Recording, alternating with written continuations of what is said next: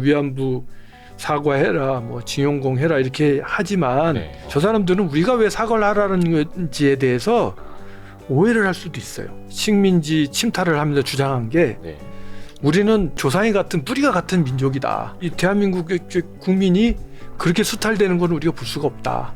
우리가 지켜줘야 돼, 막 이런 느낌으로 왔다.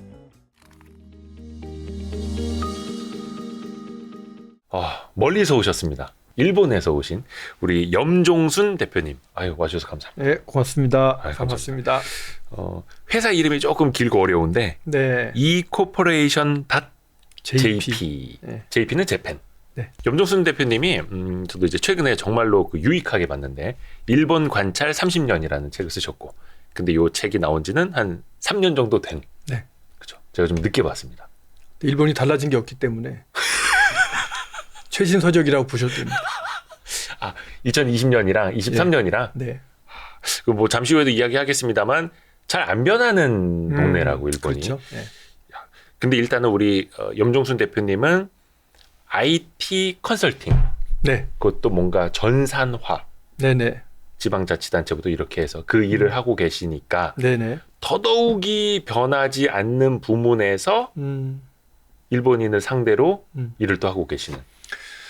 그렇죠. 이제 4차 산업혁명 시대에는 어디 하나 IT가 없이 안 돌아가잖아요, 지금은. 그렇죠. 그거를 IT와 현업의 융합이라고 하는데, 그게 이제 시체 말로 4차 산업혁명의 핵심이고 코어이기도 하거든요. 그렇죠. 그래서 예전에는 어떤 산업의 카테고리가 있으면 그 카테고리 중에 하나로 IT가 있었던 거예요. IT가 있고 금융업이 있고 의료업이 있고. 근데 지금은 IT가 하나의 산업 분야이기도 하지만 모든 산업의 기반이 돼버린 거죠. 그래서 이제 저 같은 경우에는 사실은 IT 사업을 컨설팅을 하는 사람이지만 직업이 상당히 많았어요. 그러니까 뭐냐면 일본에서 일본 최고의 건축 회사에 IT 어드바이저를 2년 했고, 일본 최고의 의료기관에 IT 어드바이저를 7년 정도 했고, 그 다음에 일본의 지방자치단체, 광역자치단체에서 과장을 8년 정도 했고, 기초자치단체에서 13년 정도 했고, 그 다음에 택시회사, 버스회사, 트럭회사에 고문을 지금 8년째 하고 있고, 그래서 저는 이제 여러 가지 업종을 다 걸쳐서 하는데 대부분이 그냥 외부인이 아니라 다 명함이 있어요. 그러니까 내부자로서 그 일을 한 거죠. 그러다 보니까 IT만 가지고 본 것이 아니라 그 산업 자체를 다 보게 된 거예요. 저 회사 이름이 유래가 있어요. ecorporation. 되게 길잖아요. ecorporation이라는 것은 고유명사인데 IT를 잘 쓰는 회사를 ecorporation이라고 해요. 그 고유명사예요. ecorporation이라는 단어는. 그래서 그 이자가 붙는 건데 저희 회사는 ecorporation.jp잖아요. 제가 생각하기를 일본을 정보화해야 되겠다. 우리 회사가.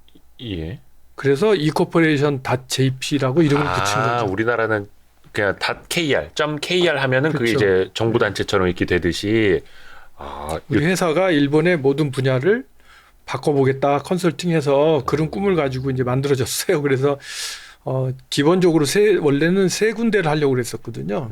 공공이라고 하면 행정, 의료, 교육 이 세 가지를 좀 바꿔보겠다. 그래서 제가 공공은 일본 정부의 전문위원도 했고 지방자치단체 공무원도 했고 해서 공공은 해봤잖아요. 행정은 의료기관에서 8년 있었으니까 의료도 해봤고, 그다음에 제가 광역자치단체 교육청에서 교육청 과장으로 4년 반을 근무했기 때문에 교육도 해봤고, 뭐 이런 식으로 각 분야에 일본을 바꾸겠다라고 생각을 했고 그 일을 지금 20년째 해오고 있는 거죠.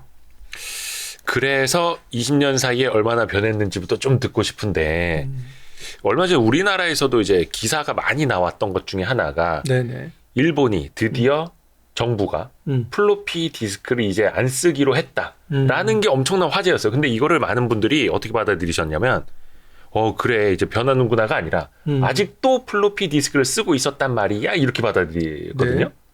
근데 지금도 많이 잘 쓰고 있는 거예요? 정부나 아니면 민간에서도? 그 플로피 디스크는 이제 조만간 없어질 거예요. 아직은 안 없어진. 지금 일본에 1,700개 지방자치단체가 있는데, 네네네.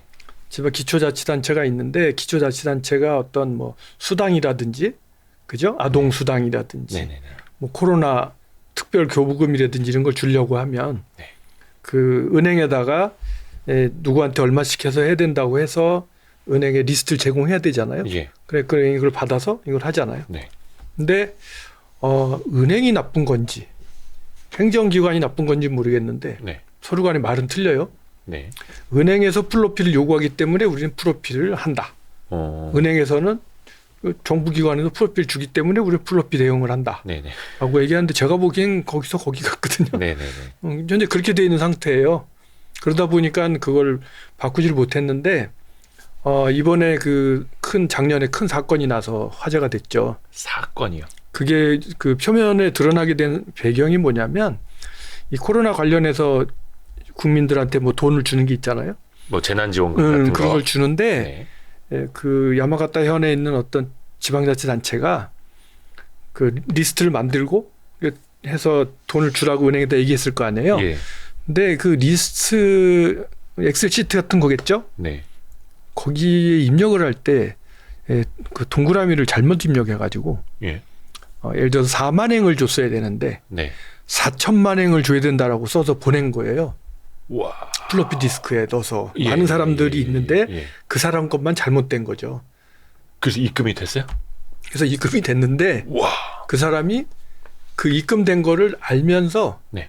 그 돈을 빼가지고 자기 게임 하는데 뭐 이렇게 입금을 해갖고 다 써버린 거예요. 돌려달라고 얘기하니까 자기 돈 없다 다 썼다. 꼭 그런 사람들이 있어요. 그래서 네네. 어제 1심 판결이 났는데 아, 그래요? 이 돈을 갚았는지 그 징역 1년에 집행유예 2년인가 나가지고 풀려났는데 어쨌든 그것 때문에 이제 왜 4천만 행이 입금이 이렇게 됐느냐부터 시작해서 이게 조사를 하다 보니 거기에서 이제 뜬금없이 3.5인치 플로피 디스크가 나온 거고. 그래서 왜 이제까지 쓰냐 그랬더니 사실은 일본 정부에서 플로피 디스크 쓰고 있다라는 게 나온 건데. 그러다 보니까 이제 뉴스에 화제가 되니까 누가 봐도 이상하잖아요. 그러니까 뭔가 실시간으로 크로스 체킹이 되도록 막 인터넷 아니면 내부 전산망을 통해서 이렇게 주고받는 게 아니라 여기 입력을 해서 플로피 디스크에 저장을 해서 그럼 이 플로피 디스크를 인편이나 우편으로 그렇죠. 은행이나 이런 데 주는. 그럼 뭐 그 받아서 입력 그 송금해준 은행은 사실은 뭐 별.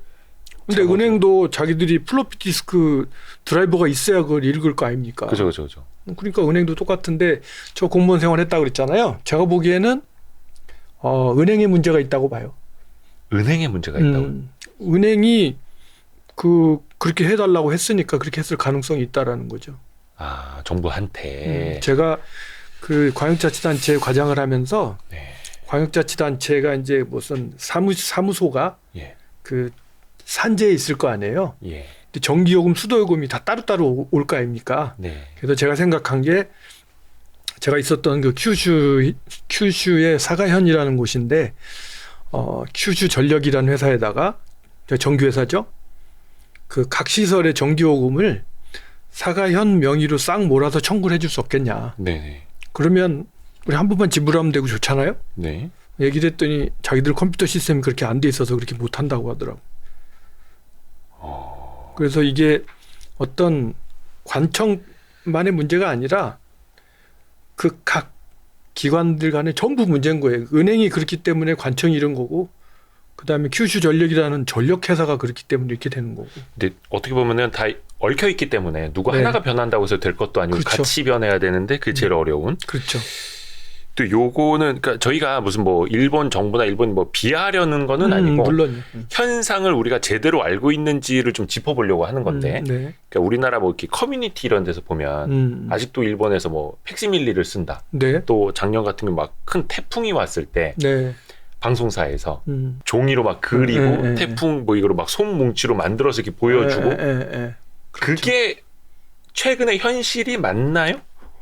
그렇죠. 요즘도 그렇게 많이 해요. 지금도. 그거는 이제 기술이 없어서 그렇게 하는 게 아니라 예. 이 사람들은 아날로그를 좋아해요. 그래서 지금도 일요일 날 아침 8시 예. TBS라는 네, 큰 방송. 네, 큰 방송이 있잖아요. TBS의 썬데이 모닝이라는 시사 프로그램이 있어요. 네네네. 예, 전부 그런 식으로 막 종이로 막 박스도 만들고 그래서 줄 쫙 당기면 막 구름이 툭 떨어지고 이런 그걸 만들어 가지고 예. 그걸로 하는데 그거 보면 야, 참 재밌다. 그러니까 방송국에 컴퓨터 그래픽 시설이 없어서가 아니라 아니고 시청자들도 그렇고 사람들 자체가 그러니까 실물 편안하니까. 아날로그를 보여주는 걸 좋아한다. 예. 이거는 그냥 막 우기는 얘기가 아니라 사실 저는 이제 정보 시스템 담당하는 사람이 IT 전문가니까 네네. 우리가 이렇게 볼 수 있어요. 전자책을 보는 게 편하세요? 종이책을 보는 게 편하세요? 그러니까 들고 다니는 거 편한 건 전자책 안에 뭐 수백 권 넣을 수 있으니까 편하긴 한데 실제로 이제 종이 질감을 느끼면서 해야 그렇죠. 뭔가 머리에 남는 것 같고 예. 감성이 저는 있죠. 전자책보다는 종이책을 선호하거든요. 그죠. 특히 책은 더. 그런 것처럼 일본 사람들은 많은 부분에 있어서 아날로그를 좋아해요. 그러니까 그런 부분도 있는 거예요. 그러니까 모두를 같은 선상에 놓고 얘기할 수는 없는데 지금 얘기하신 그런 부분에 관해서만 얘기를 하자면 네. 그게 정감 있고 좋은 거예요. 제가 너무 옛날 영화를 봐서 그런 건지 모르겠지만 지금도 이제 일본 영화 보면은 이제 직장 생활 풍경 나올 때 항상 보면은 신입사원 입사했는데 전자계산기 이렇게 갖다 주고 서류 종이로 이렇게 갖다 주고 하는 모습도 그게 그럼 지금도 그 일반적인 모습이다. 그거는 지금도 그렇죠. 근데 일단은 아날로그를 좋아해서 그런 거다. 근데 이제 아날로그를 좋아해서 그런 부분이 한 절반. 그다음에 국민성 자체가 예. 되게 아날로그적이에요. 국민성 자체가. 왜냐하면 저는 아날로그 디지털 이렇게 풀거든요. 한국 사람은 디지털이다. 일본 사람은 아날로그다. 이렇게 풀어요. 근데 그 언어의 뒤에 뜻은 뭐냐면 네. 아날로그는 1에서 2를 갈 때 1.1, 1.2, 1.3, 1.4를 거쳐서만 2가 될 수 있잖아요. 네. 그래서 그래프가 연속적으로 이렇게 그려지잖아요. 네. 근데 디지털은 0에서 1이거든요. 네. 수직과 직각으로 가잖아요. 그러니까 아날로그는 뭔가 이어지지만 네. 디지털은 0 아니면 1이죠. 그렇죠. 예. 그래서 우리는 네. 입에 달고 다니는 말, 네. 도 아니면 뭐, 그쵸. 오로와 나싱, 네. 그죠? 네. 지문 안 되잖아요. 뭐 이런 거. 그 다음에 또 하나가 우리 이사를 많이 다니지 않습니까? 네. 그죠? 태어났을 때부터 지금까지 따져 이사 많이 하셨죠. 그렇죠. 저도 예. 엄청 했거든요. 네. 우리나라에 뭐 전세제도 영향도 있지만 네. 일본 사람은 이사 다니는 걸 되게 싫어해요. 한 집에서 그냥 쭉. 예, 웬만하면 농공민족 내지는 토착민족. 예. 근데 우리는 지금은 우리가 전세제도 때문에 이사를 다니지만 예전에는 아주 옛날에는 대한민국이란 조선이라는 네. 고려 포함해서 외침을 엄청 많이 받았잖아요, 그죠? 네네. 뭐 역사에 기록된 걸로 900회 이상이라고 하던데, 그러니까 우리는 수시로 도망 다니고 피해 다니고 피난 다니고 했단 말이죠. 네네. 그러다 보니까 제로 베이스에서 뭘 하는 걸 두렵지 않아 하는 DNA가 생긴 것 같아요. 새로 가서 정착하고 또 다시 시작하는 거를 네. DNA로 이제 많이 해본 습득해 거죠, 있는데. 우리는. 곰곰이 생각해보면 그렇지 않겠어요?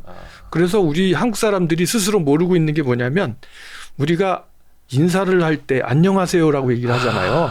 예. 근데 안녕하세요라는 말 자체 뜻이 무사하냐는 얘기잖아요. 어떻게 보면 슬픈 거죠. 근데 전 세상에 어느 나라 사람이 만나갖고 인사하면서 무사하셨습니까라고 물어보겠어요. 뭐 좋은 아침 뭐 이렇게 그렇죠. 이야기하죠. 그리고 또 하나가 우리 식사하셨습니까라고 물어보잖아요. 그것도 마찬가지지 않습니까? 외국 사람이 보면 위화감이 있는 인사말이에요, 그게. 우리는 또 어렵게 살았으니까. 근데 우리는 어렵게 살았으니까 당신이 밥을 못 먹었으면 내가 사주겠다라는 뜻도 있고 얘기하는 거잖아요.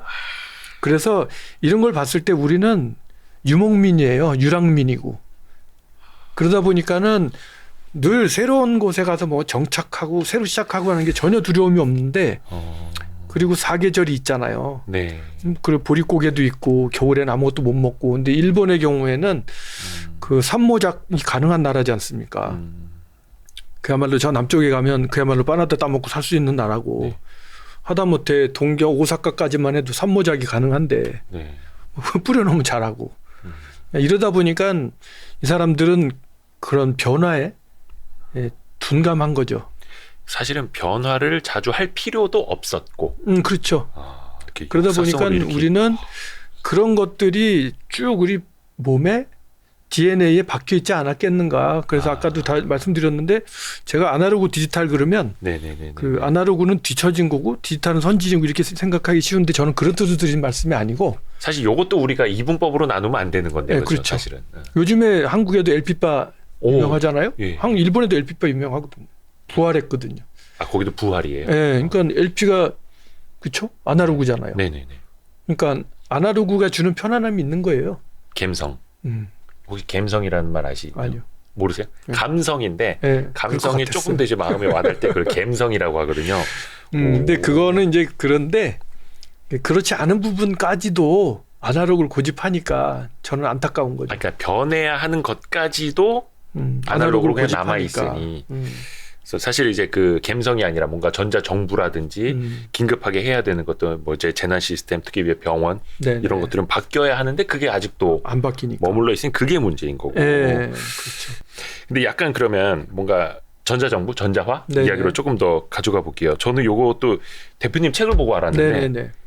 일본에 얼마 전까지 주민등록번호가 없었다는데 네. 이거 상상이 안 가도 그럼 그 사람들 인구나 그 관리를 어떻게 하는지 정확하게 얘기하면 주민을 특정하는 번호가 없었던 건 사실인데 네. 이제 그 전에 개략적으로 번호는 있었어요. 네. 그러니까 예를 들면 우리 이런 거예요. 주민등록 번호가 겹치는 일은 없어야 되잖아요. 그럼요. 그죠? 네네네. 일본은 겹치는 번호가 있었다는 거죠. 그러니까 번호를 주긴 주는데 네. 그 번호가 어떤 뭐 특징이 있는 것도 아니고 우리는 왜 주민등록번호에 생년월일부터 시작해서 뭐, 지역까지 다 나오잖아요. 네. 근데 그게 아니라 그냥 어떤 번호를 매겨갖고 관리는 했어요. 했는데 그 번호를 새로 발급하기도 하고 막 이러니까 네.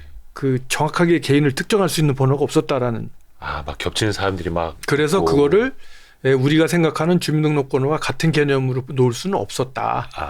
그랬는데 전자정부가 시작이 되면서 네.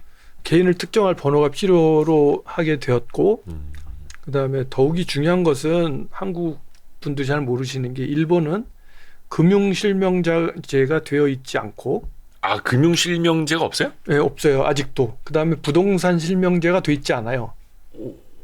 그러다 그리고? 보니까 이게 탈세 천국이 되는 거죠.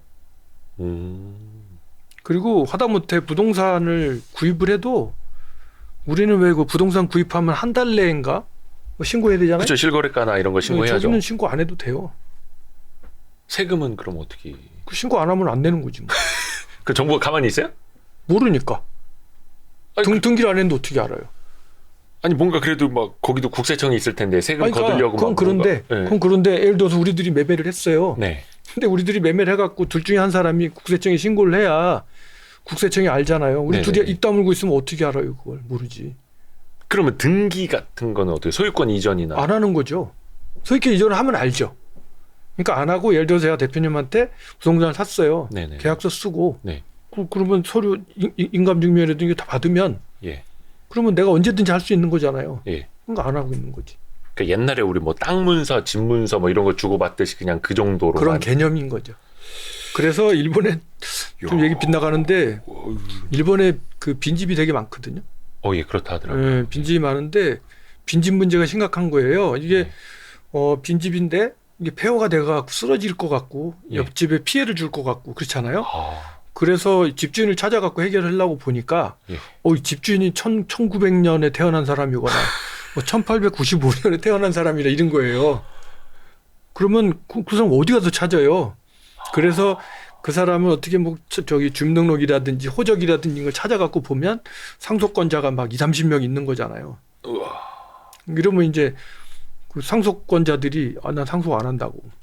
그러면 그 집을 허물지도 못하고 뭐 어떻게도 그렇게 되는 못하고 거죠. 막 그냥 계속 내둬야 되고 막 이런 거예요? 그렇죠. 신기하네. 근데 일본이 그 뭐라 해야 될까? 경제 규모로 따지면 아직도 G3입니다. 네. 세계 3위 대국인데. 음. 근데 이제 책에도 표현하셨는데 일본의 디지털화는 우리나라 1998년 수준이라고 지적을 하셨어요. 그렇게 얘기할 수 있어요. 98년이면 사실은 인터넷이 막 그 전국에 보급되기 거의 직전 단계 네. 아닙니까? 지금 뭐 그 사이에 제가 책 쓰는데 3년 지났으니까 네. 좀 더 쳐져서 네. 한 2005년 정도. 오. 지금 그 이렇게 얘기해 드릴게요.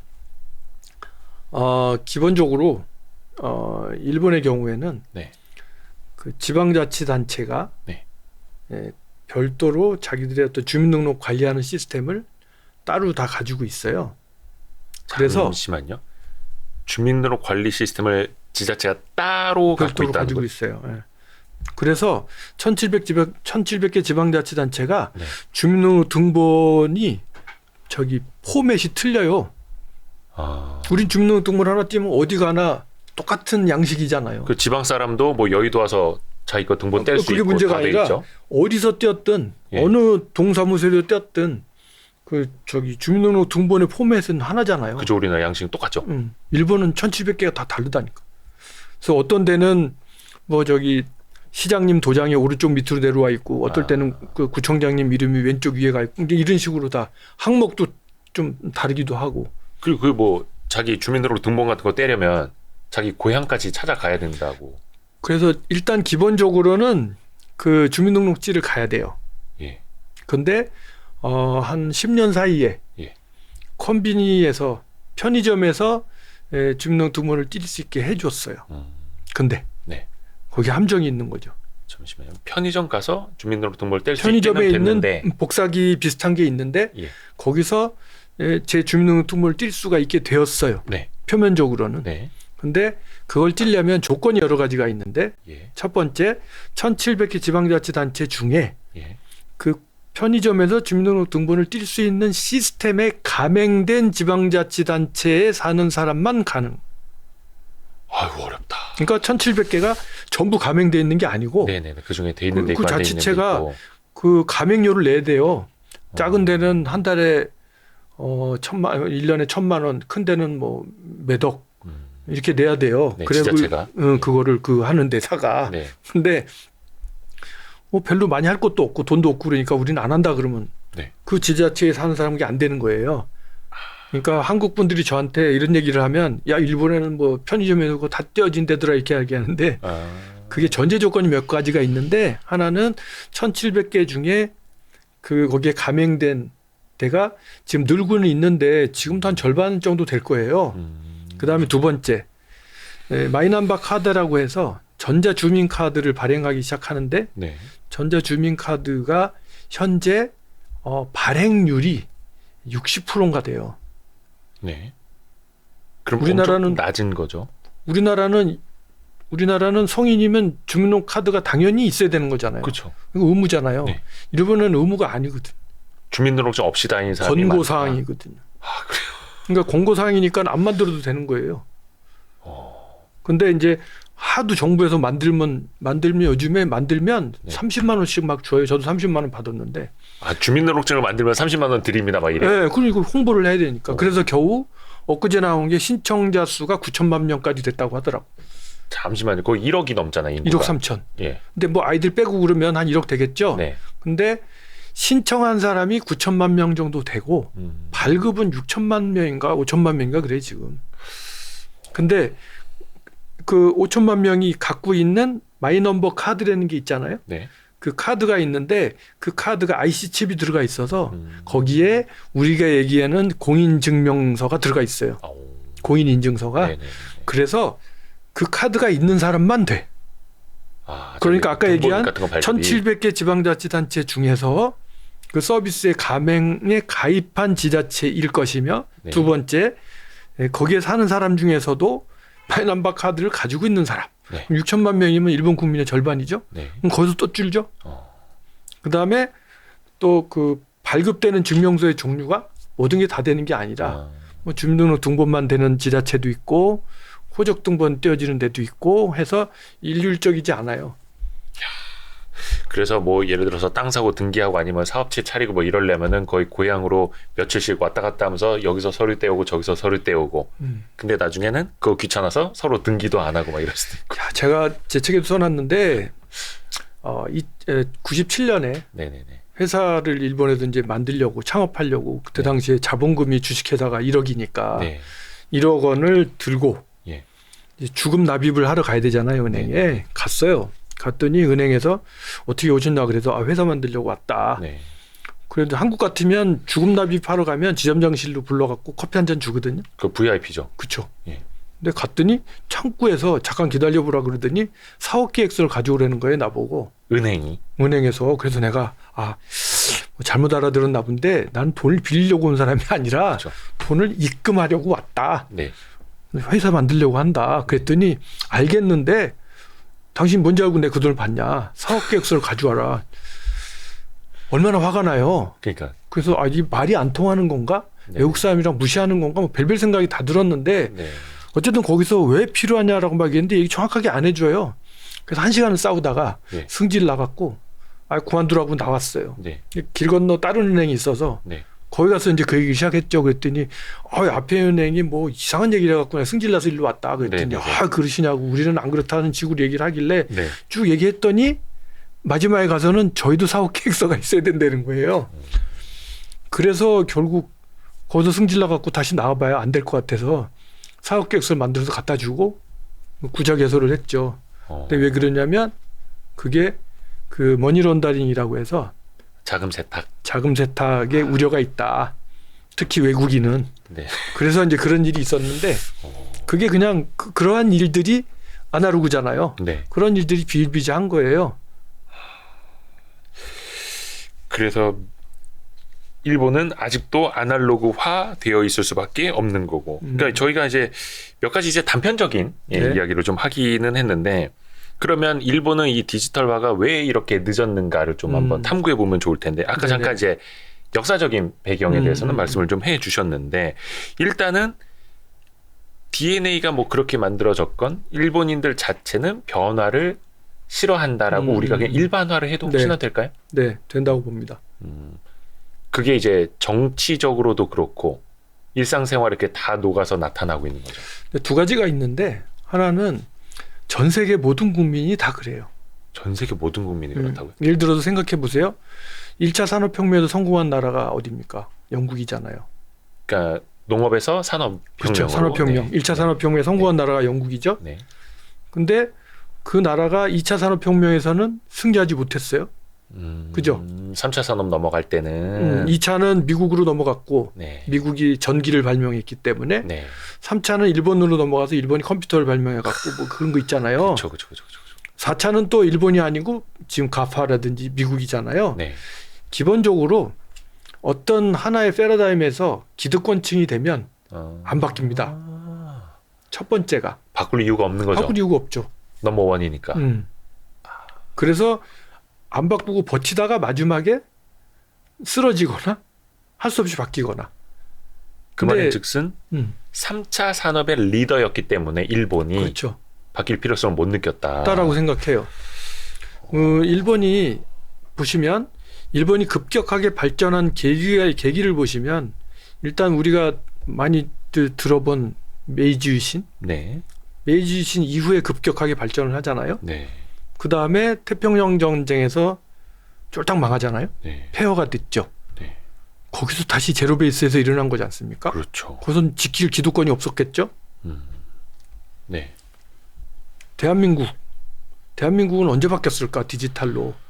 네. 대한민국은 IMF 이후에 바뀐 거예요. 네. IMF 때 우리가 원하지 않은 구조조정 당하고 네. 슬픈 일들이 많았잖아요. 네. 그리고 나서 김대중 정부가 들어오면서 네. 앞으로는 IT다. 그래서 김대중 대통령이 취임사에서 그 얘기 하잖아요. 내가 임기 중에 전 세계에서 인터넷을 가장 잘 쓰는 국민으로 만들겠다라고 네. 하셨죠. 네. 그 이후에 우리도 IT로 바뀐 거거든요. 만일 우리가 IMF가 없었다면 우리도 일본을 뒤따라갔을 수 있어요. 이런 식으로 옳고 그름이 아니라 시대의 흐름과 인간의 본성이 그런 건데 이런 것들을 성공보수라고 하죠. 성공의 대가. 성공의 대가. 근데 우리는 결국 3차 산업혁명까지 우리가 주도권을 쥐지 못했잖아요. 네. 일제 침략을 당하고 그다음에 한국전쟁이 일어났고 그래서 결국 뭐 어떻게 해서 일본을 막 이제 성장을 해왔는데 지금 우리는 이 전 세계 글로벌하게 봤을 때 이럴 게 없었던 나라인 거예요. 아, 우리는. 그래서 모든 것을 맨주먹으로 일으킨 거잖아요. 근데 이제 지금 우리가 그래서 지금 어느 측면에서는 우리가 4차 산업혁명의 리더는 아니지만 네. 언저리에는 가 있잖아요. 네네네. 근데 과연 앞으로 우리가 5차 산업혁명의 덕을 볼 수 있을 것이냐. 이거는 비슷한 논리로 보면 또 모르는 거죠. 이런 얘기, 재밌는 얘기 누가 하더라고요. 그 북한이란 나라가, 네. 이건 농담이라는 걸 전제로 얘기합니다. 네네네. 북한이란 나라가 4차 산업혁명 하기 가장 좋은 나라래요. 맞아요. 그죠? 예. 왜냐하면 아무 인프라가 없기 때문에. 예를 들어서 우버 택시 같은 걸 하겠다 그러면 대한민국은 개인 택시 사업자부터 시작해서 네. 회사 법인 택시 사업자들이 다 들고 우리는 지금 일어나는데. 다 들고 일어나잖아요. 근데 저기는 김정은이가 해 그러면 그냥 하면 되는 거잖아요. 뭐 이게 예를 들어서 UAM 같은 거 도시항공 모빌리티도 거기 뭐 걸릴 전봇대도 없고 빌딩도 없고. 그렇죠. 해 하면 되는 거잖아요. 네, 네. 그래서 이런 식으로 기득권이 인정받지 못하거나 기득권이 없으면 하기 쉬운 거잖아요. 이게 그런 부분도 있다라는 걸 생각하시면 될 것 같고, 그다음에 이제 아까 일본이 왜 이렇게 뒤졌을까라는 고찰에서 네. 행정 시스템에 대해서 말씀드리면 네. 일본도 처음에는 종이로 했죠. 물론 저는 1985년부터 88년까지 서울시 공무원이었었어요. 네. 근데 그때 당시에는 제가 서울시 공무원이었을 때는요, 주민등록 등본 띠를 시청 가잖아요. 네. 그러면 그 저 책장에서 종이 장부 갖고 왔었어요. 상상이 안 가시겠지만 종이로 마분지로 된 주민등록 등본이 있었어요. 네. 그래서 그걸 갖고 와갖고 이게 비닐에 들어가 있어요. 그래서 네. 꺼내 와서 그걸 복사기에다 복사를 해서 네. 거기다가 도장 찍어줬었어요. 그게 대한민국의 주민등록 등본이에요. 근데 일본은 그건 일본에서 들어온 거니까 똑같겠죠. 네. 일본도 그랬다는 거죠. 그랬다가 일본이 IT 산업, PC 만들면서 IT 산업이 발전하면서 일본이 컴퓨터를 만들게 되죠. 네. 물론 그 PC나 맥이나 이런 거는 미국에서 만들었지만 그게 아니라 중소형 컴퓨터는 일본이 만들었죠. 네. 그래서 그 사람들이 그 컴퓨터를 가지고 이제 지방자치단체 전산 처리를 하자. 네. 이렇게 돼서 각 지방자치단체별로 돈 있는 데는 컴퓨터를 도입해서 주민등록 전산을 했던 거예요. 그런 순리예요. 그래서 1700개가 그때는 3000 몇백 개 있었는데 각각 서로 하기 시작한 거예요. 네. 그러니까 당연히 포맷도 틀릴 수밖에 없는 거잖아요. 그래서 이게 했는데 이게 그냥 그대로 올라왔잖아요. 그러면 어느 시점에선가 전체 부분 최적화가 됐지만 통합. 이제 그 뭡니까 PC의 세계에서 랜, 네. 그죠? 로컬 에리어 네트워크, 랜의 세계가 왔잖아요. 네. 그러면 클라이언트 서버가 왔으면 랜으로 연결할 수 있었겠죠, 먼저. 네. 네. 그리고 와이드 에리어 네트워크가 WAN이 있었잖아요. 예. 할 수 있었는데 그거를 시도하다 말았고 그 뒤에 인터넷이 있는 거잖아요. 네. 그러니까 그것도 하나의 기득권이 돼버린 거예요. 이미 고착돼 있잖아요. 우리 전산하고 있고. 네. 근데 이게 국민의 시각으로 보면 지금도 일본은 이사를 가잖아요. 네. 그러면 기존에 살고 있던 데 가서 전출 신고를 하고 네. 그다음에 이사 간 데 가서 전입 신고를 해야 돼요. 따로따로. 그래서 내가 살던 곳에서 이 사람 전출했습니다 해갖고 전입처에다가 뭔가를 안 보내주면 전입 처리를 못 해요. 이렇게 돼 있어요. 연결이 안 돼 있으니까 서로. 그러니까 그거는 각각 개별 최적화가 돼 있었기 때문에 오히려 힘든 거예요. 근데 우리나라는 그냥 다 종이로 쓰고 있었어. 근데 어느 날 갑자기 주민등록 전산화를 한다고 딱 하니까 그 시점에서 야, 최적화가 뭐냐? 그럼 전부 온라인으로 연결하는 게 당연한 거 아니에요? 네네네. 그러다 보니까 우리는 그냥 온라인이 된 거고 저기는 각각 했었는데 시청 입장으로 봤을 때는 불편한 게 없잖아요. 네네네. 그죠? 그러네요. 상대방하고 지자체하고 연결이 안 돼서 내가 불편한 게 없거든. 그리고 그 당시에는 국민을 고객이라고 생각하는 컨셉도 없는 거고요. 관이 더 위에 있잖아요. 네. 요즘 대한민국 관청 가보면 고객님이라고 많이 하잖아요. 네네네. 그 개념이 없는 거지. 그래서 그게 그대로 고착이 됐다라는 것이라고 생각하시면 돼요. 그런 차이가 있는. 네. 이것도 재밌네요.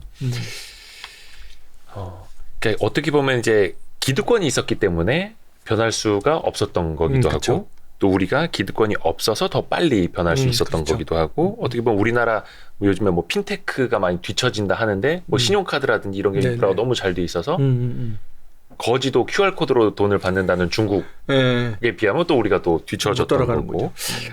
그렇게 좀 논리적으로 생각을 해보면 이해가 그렇죠. 좀 확 와닿네요. 그래도 뭔가 일본이 이제 변하려고 노력은 한다라고는 알고 있는데 네. 책에도 쓰셨는데 전자정부 시스템 그 예산을 네. 일본이 사실은 우리나라 거의 10배를 쓰고 있다고. 10배, 그렇죠. 10배 이상 쓸 거예요. 지금도 매년 예. 지방정부가 연간 5조 원 정도 쓰고 네. 중앙정부가 5조 원 정도 써서 연간 이게 드러난 것만이에요. 예산서에. 네, 네. 연간 최소한 1조 원 이상은 쓰죠. 1조 1조 N, 1조 N. 우리나라 그러니까 돈은 우리도 10조. 10조. 10배니까. 우리나라 돈은 한 10조 원. 예, 10조 원 정도 쓰죠. 대한민국은 제가 보기에는 전자정부 예산 1년에 뭐 1, 2조밖에 안 쓸걸요. 거의 다 돼 있어서 그런 거 아닌가? 아니면 뭐. 그렇죠. 거의 돼 있기도 하고요. 그다음에 일본은 낭비가 많고. 근데 우리나라 한국에 비해서 전자정부 시스템의 예산을 10배 이상을 쓰는데 왜 아직도 이른바 전자정부 시스템이 낙후돼 있다라고 볼 수 있는 일단 거예요? 시프란 게 예. 지방자치단체가 우리나라는 232개, 240개 정도 돼요. 예. 근데 일본은 1700개라고 그랬잖아요. 네. 근데 우리나라는 232개 지방자치단체가 네. 하나의 컴퓨터 시스템을 이용해요. 그러니까 소프트웨어를 라이센스를 왕카피만 사서 쓰는 거예요. 한국 정부가 IT 업체한테 돈을 주고 네. 전국의 지방자치단체가 공동으로 사용할 수 있는 주민등록 시스템을 개발해라. 발주를 했어요. 네. 그래서 발주했으니까 만들어줬잖아요. 네. 그럼 이건 내 거다? 네. 라고 정부가 이제 소유권 이전을 받았어요. 네. 근데 일본은 어떻게 했냐면 아까 얘기한 것처럼 기본적으로 있었다고 그랬잖아요. 각 지자체별로. 네. 각 지자체가 1700카피를 따로따로 구입을 하는 거예요. 각자. 예. 근데 이것도 일본은 그 개념이 네. 우리는 아까 정부가 샀다고 그랬잖아요. 네. 가져와.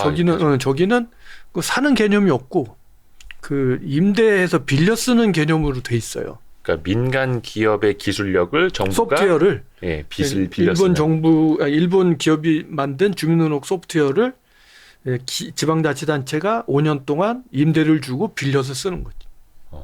그러니까 저 나라의 IT 업체들은 네.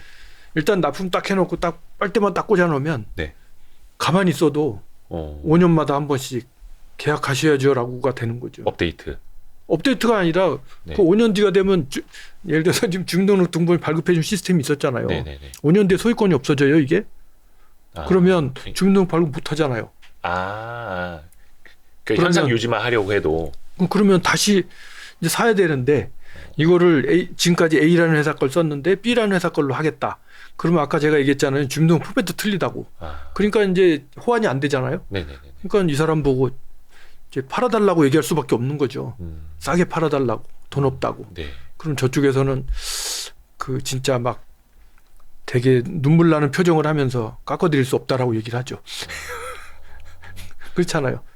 이거를 안 쓰면 자기들 할 방법이 없는데.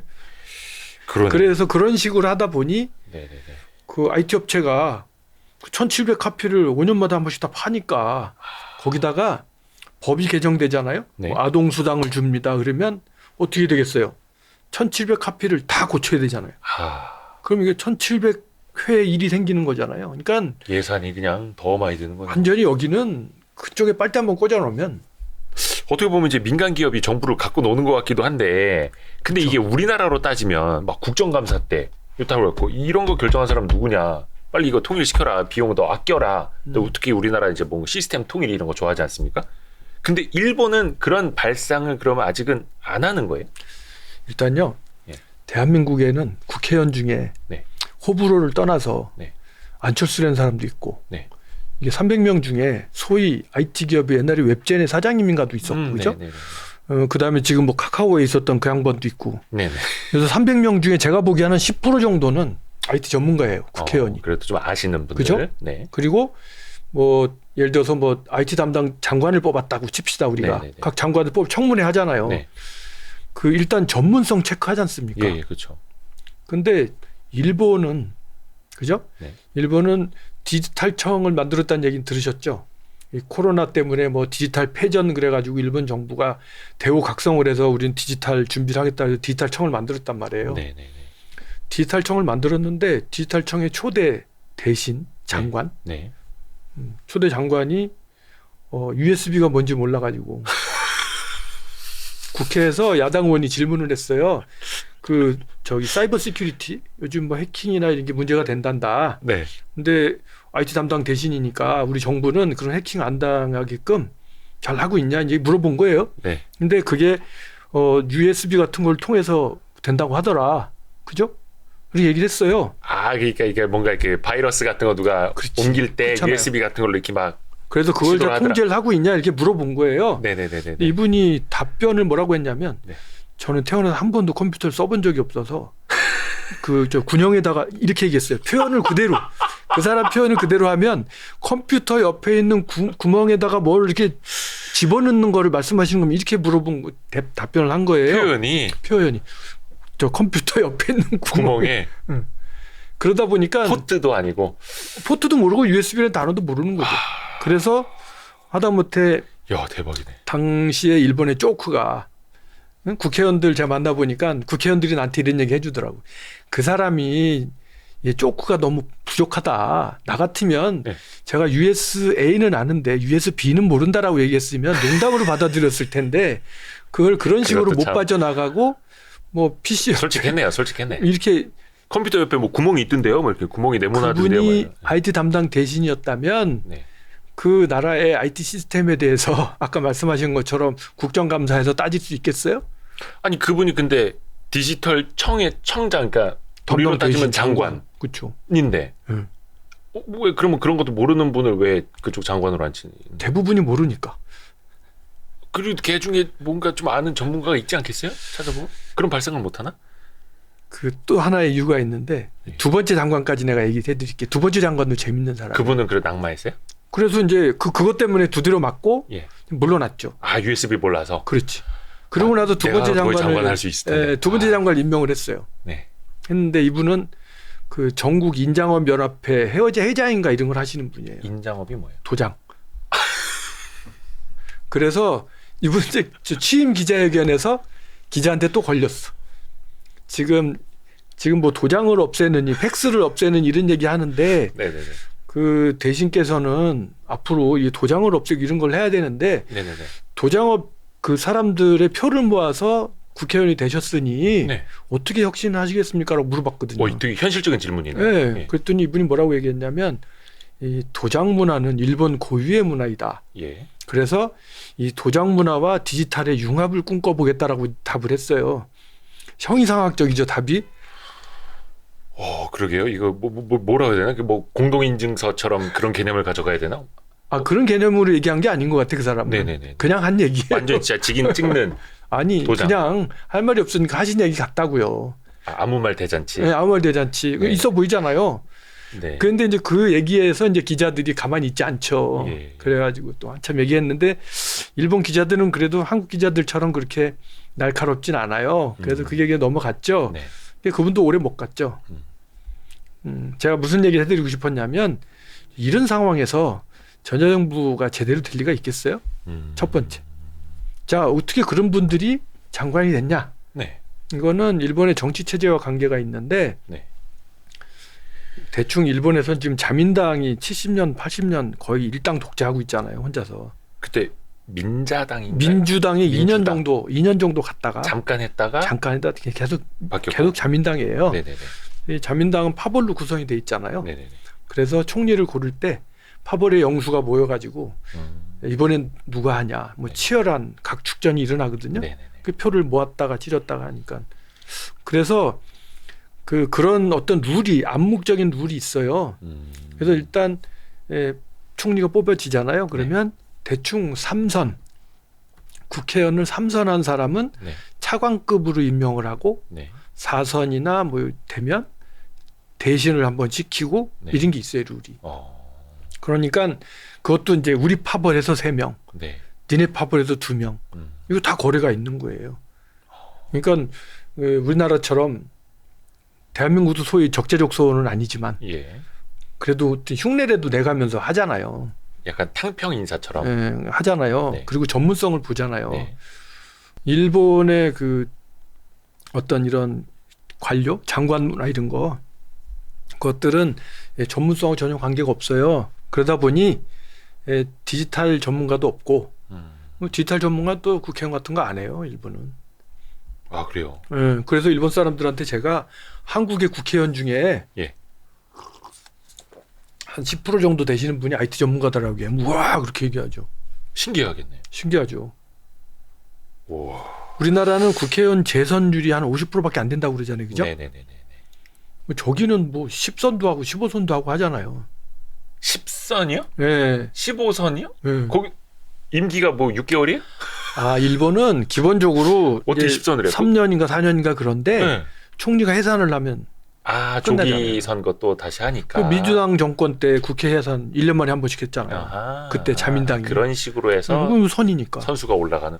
야, 그러면은 뭐 몇 년 안 했는데 막 선수가 뭐 6선, 그쵸? 7선 이럴 수 그쵸, 있는 거네요. 그쵸. 어쨌든 그래서 이제 그런 분들이 IT 담당 대신 됐으니 될 리가 없잖아요. 이렇게 말씀드리면 야 근데 일본이란 나라는 그러면 나라 운영이 제대로 되겠나라고 생각하기 쉽잖아요. 그죠? 네네네. 국회 영방인데. 네. 원래 일본이란 나라는 정치인들이 나라를 운영하고 이끈 게 아니고 관료들이 했어요. 아, 관료 사회로 예, 유명하죠. 그래서 원래 이 대신 이분들은 아무 일도 안 하고 그냥 빵긋빵긋만 하다가 가시면 되는 그러니까 나라였다고요. 대신은 장관. 그렇죠, 네, 장관. 예. 그 일본이 발전할 때 그 일본의 발전의 원동력은 장관이 아니라 관료였어요. 그 책에도 쓰셨는데 일본의 대신들 즉 장관들이 네. 관료들 잘못 다뤘다가 오히려 관료들한테 장관이 쫓겨나는 일도 많다고 쫓겨나는 막. 일도 있죠. 그러니까 이제 그렇게 해서 이제 이 공무원들이 독립성을 가지고 일을 하는 거예요. 네. 이제 포지티브한 면만 얘기하면 나름 전문성이 있잖아요. 그래서 긍정적으로 보자면 여기서 이제 긍정적인 면만 얘기하는 거예요. 그러면 여기서 왕 차관이 나와요. 사무 차관이 이제 톱인 거예요. 실세 차관. 네, 그럼 이 사람은 진짜 실세예요. 네네네. 그러면 장관이 와서 이 사람한테 대우를 해줘야 돼요.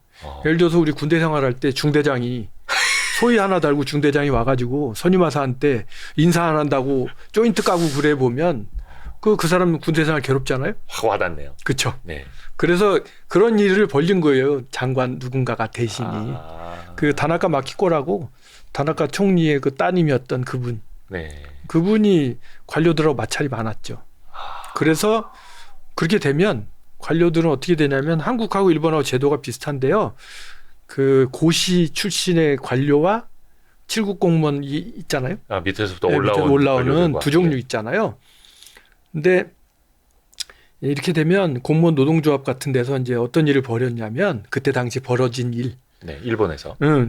이 캐리어는 출세를 해야 되지만 네. 그러니까 그 고시 패스한 분들은 출세가 뭐 나름 네, 네. 하지만 이분들은 진급에 한계가 있잖아요. 그렇죠. 그렇죠. 이분들이 이렇게 올라가는 일은 없잖아요.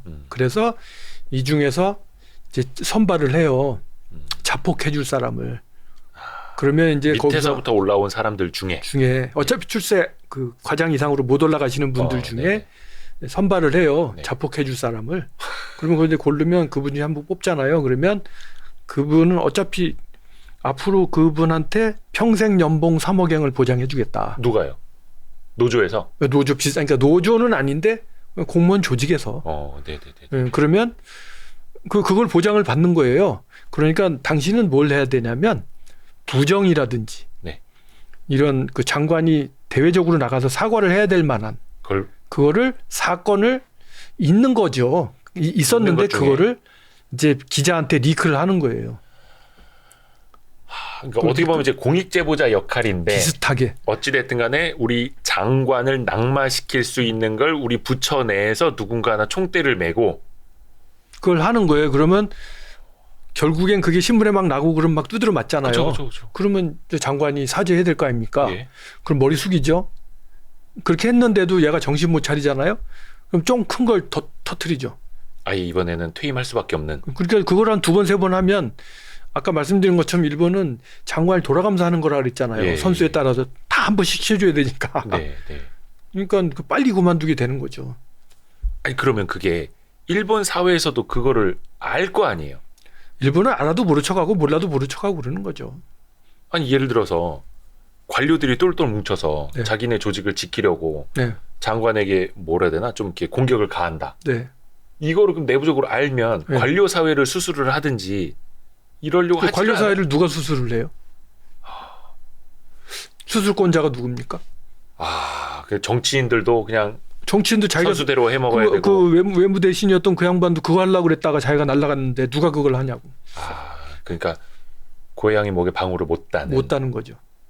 그래서 그 사람이 바뀌었는데 평생 연봉 3억엔은 어떻게 주냐면 일본은 3억엔이 우리나라 돈은 30억. 30억. 그러니까 평생 연봉.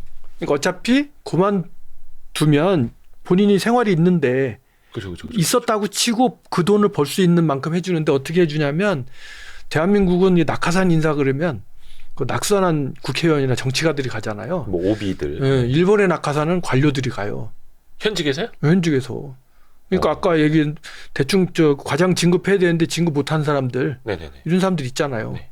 그런 사람들 낙하산으로 보내는 거지. 공기업 같은데요. 그렇죠. 그래서 어떤 그런 재단법인, 사단법인 이런 게 이제 많이 있어요. 네네네. 연봉 높은 자리. 그런데 거기 가보면 재단법인 이건 다 뉴스에 나온 얘기를 하는 겁니다. 예. 뉴스에 나온 얘기. 네.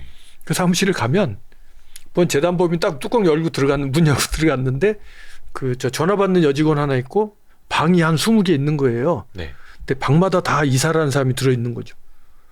무슨 사람이요? 이사. 이사? 이사님, 상무님 이런 분들 다 앉는. 이사. 근데 이거는 이제 뭐냐면 그 양반이 다 이사한 거예요. 그래서 이사로서 봉급도 셀 거 아니에요. 예. 이거는 뭐냐면 예를 들어서 뭐 외무성, 경제산업성 있잖아요. 네. 그러면 이 재단에다가 뭔가 일을 맡겨요. 네. 예산을 준다고. 네. 그럼 이 재단은 자기들은 일은 안 하고 자기들이 외주조 갖고 일은 다 하고 여기서 자기들 급여만 빼는 거지. 일종의 통행세. 그렇죠. 그래서 아까 30억을 만들어주기 위해서 그런 일들을 벌이고 네. 그래서 여기서 이제 또 1년, 2년 있으면 네. 퇴직금을 또 뭐 2억, 3억씩 줘요. 네. 어쨌든 3억 앵을 만들기 위해서 여기서 막 돈을 막 줘요. 여기서 2년 정도 있다가 딴 데로 가요. 또 비슷한 데로. 예. 그리고 또 딴 사람이 내려오고. 뭐 이런 일들이 이제 왕창 벌어진 거예요. 근데 그게 지금도 계속 반복되고 있는 거예요? 요즘은 좀 덜하죠. 상당히 덜하죠. 그래요? 그런 문제가 불거진 게 이제 자민당이 민주당의 정권을 뺏겼잖아요. 잠깐. 그때 네. 자민당이 무너질 만큼의 관료 사회가 썩었다라는 것이 알려져서 만천하에 알려진 거고 이게 신문 보도에 막 나온 거예요. 제가 얘기한 것이. 그래서 자민당을 못 믿겠다. 갈아보자. 그래서 민주당이 맡겼잖아요. 근데 관료가 썩긴 썩었지만 그래도 일은 했었다는 거예요. 그래서 일본이라는 나라를 성공시켰어요. 그랬는데 고인물이 썩잖아요. 네네네. 그래서 이제 관료 사회가 썩기 시작한 거예요. 이런 식으로. 그러다 보니 민주당이 정권을 잡았어요. 그래갖고 민주당이 제일 먼저 한 일이 뭐냐면 정치 주도로 개혁을 하겠다. 네네. 아까 말씀하신 것처럼 애들한테는 개혁을 맡길 수가 없다. 그러니까 정치인이 주도하겠다. 네, 그래서 사무차관 제도 폐지. 그다음에 뭐 그 국장급 인사 이런 거 있잖아요. 네. 이걸 옛날에는 사무차관이 했어요. 장관이 하는 게 아니에요. 우리나라는 장관이 대충 입김이 있을 거 아닙니까? 네네네네. 여기는 그게 아니고 사무차관이 했다니까. 근데 장관, 차관, 2차관까지 네. 정치인이 오는 포스트를 3개를 만들고 원래 하나였었는데 네네네네. 3개를 만든 다음에 정치 주도랍시고 내각 인사국에서 막 국장급 인사를 막 하고 이런 거죠. 네네네. 그러다 보니까 공무원사에도 반발이 있었겠죠. 예. 그리고 이렇게 되면 정치에 빌붙는 사람들이 출세하기 쉽겠죠. 실력보다는. 그렇죠. 그렇게 하면서 일본의 관료 사회가 확 망가졌어요. 망가졌다라는 표현이 뭔가 좀 개혁이 됐다라는 뜻인지 아니면은 그나마도 망가진 거죠. 더 망가졌다. 유능한 사람들이 이렇게 쭉 올라왔어야 되는데 그때부터 이 사람들이 그 전까지만 해도 정치인의 줄을 안 섰는데 그 뒤로부터는 아베 20년 동안 줄 섰어야 됐고 뭐 이런 게 막 벌어지면서 관료 조직이 무능한 조직으로 많이 바뀌었죠. 아, 그래요. 그래서 그런 문제가 하나 있고요. 그다음에 일본의 공무원 직제 중에 IT 전문직이 없어요. 그러니까 처음부터 끝까지 IT를 모르는 거예요. 애초에 거기서 배운 애초에. 사람이 없으니. 근데 전자정부를 총괄하는 사람이 IT를 아짜도 모른단 말이에요. 네네. 그럼 전자정부 마스터 플랜을 어떻게 세우겠어요? 그러면 IT 업체를 부르는 거예요. 아, 대표님 같은 분. 저 같은 사람 부르면 나라가 잘 됐죠. 그래서 불러가지고 전자정부 마스터 플랜을 좀 세우라는데 좀 네네. 도움을 달라. 네. 그럼 이제 와서 도와줄 거 아니에요. 네. 그게 그러면- 컨설팅이죠. 그게 컨설팅이긴 한데 네. 이제 근데 그러면 그 전문가가 유능해야 될 거 아닙니까? 그렇죠. 근데 제 판단으로는 그게 다 무능해요. 잘 또 모르는 사람들이 가서 조언하고 있고 막 이런. 기본적으로 일본의 IT 업체에 있는 사람의 그 수준이 낮다고 전 봐요. 우리가 알고 있는 NTT, 후지츠, 히다치 이런 회사 근데 거기는 수준이 낮아요. 이름만 들어도 꽤 대기업들 아니? 그러니까 근데 수준이 제가 보기엔 낮다고요. 우리의 시각으로 봤을 때는. 예를 들어서 우리가 뭐 삼성 SDS다, LG CNS다 아, 이 사람들을 평점으로 제가 10점을 준다면 네. 저 회사들한테는 7점이나 6점 주겠어요. 어떤 기술과 지식의 수준. 예, 제가 발주자였지 않습니까? 네네. 13년 동안 네. 공무원으로서 8년 동안 공무원으로서 발주했었잖아요. 예.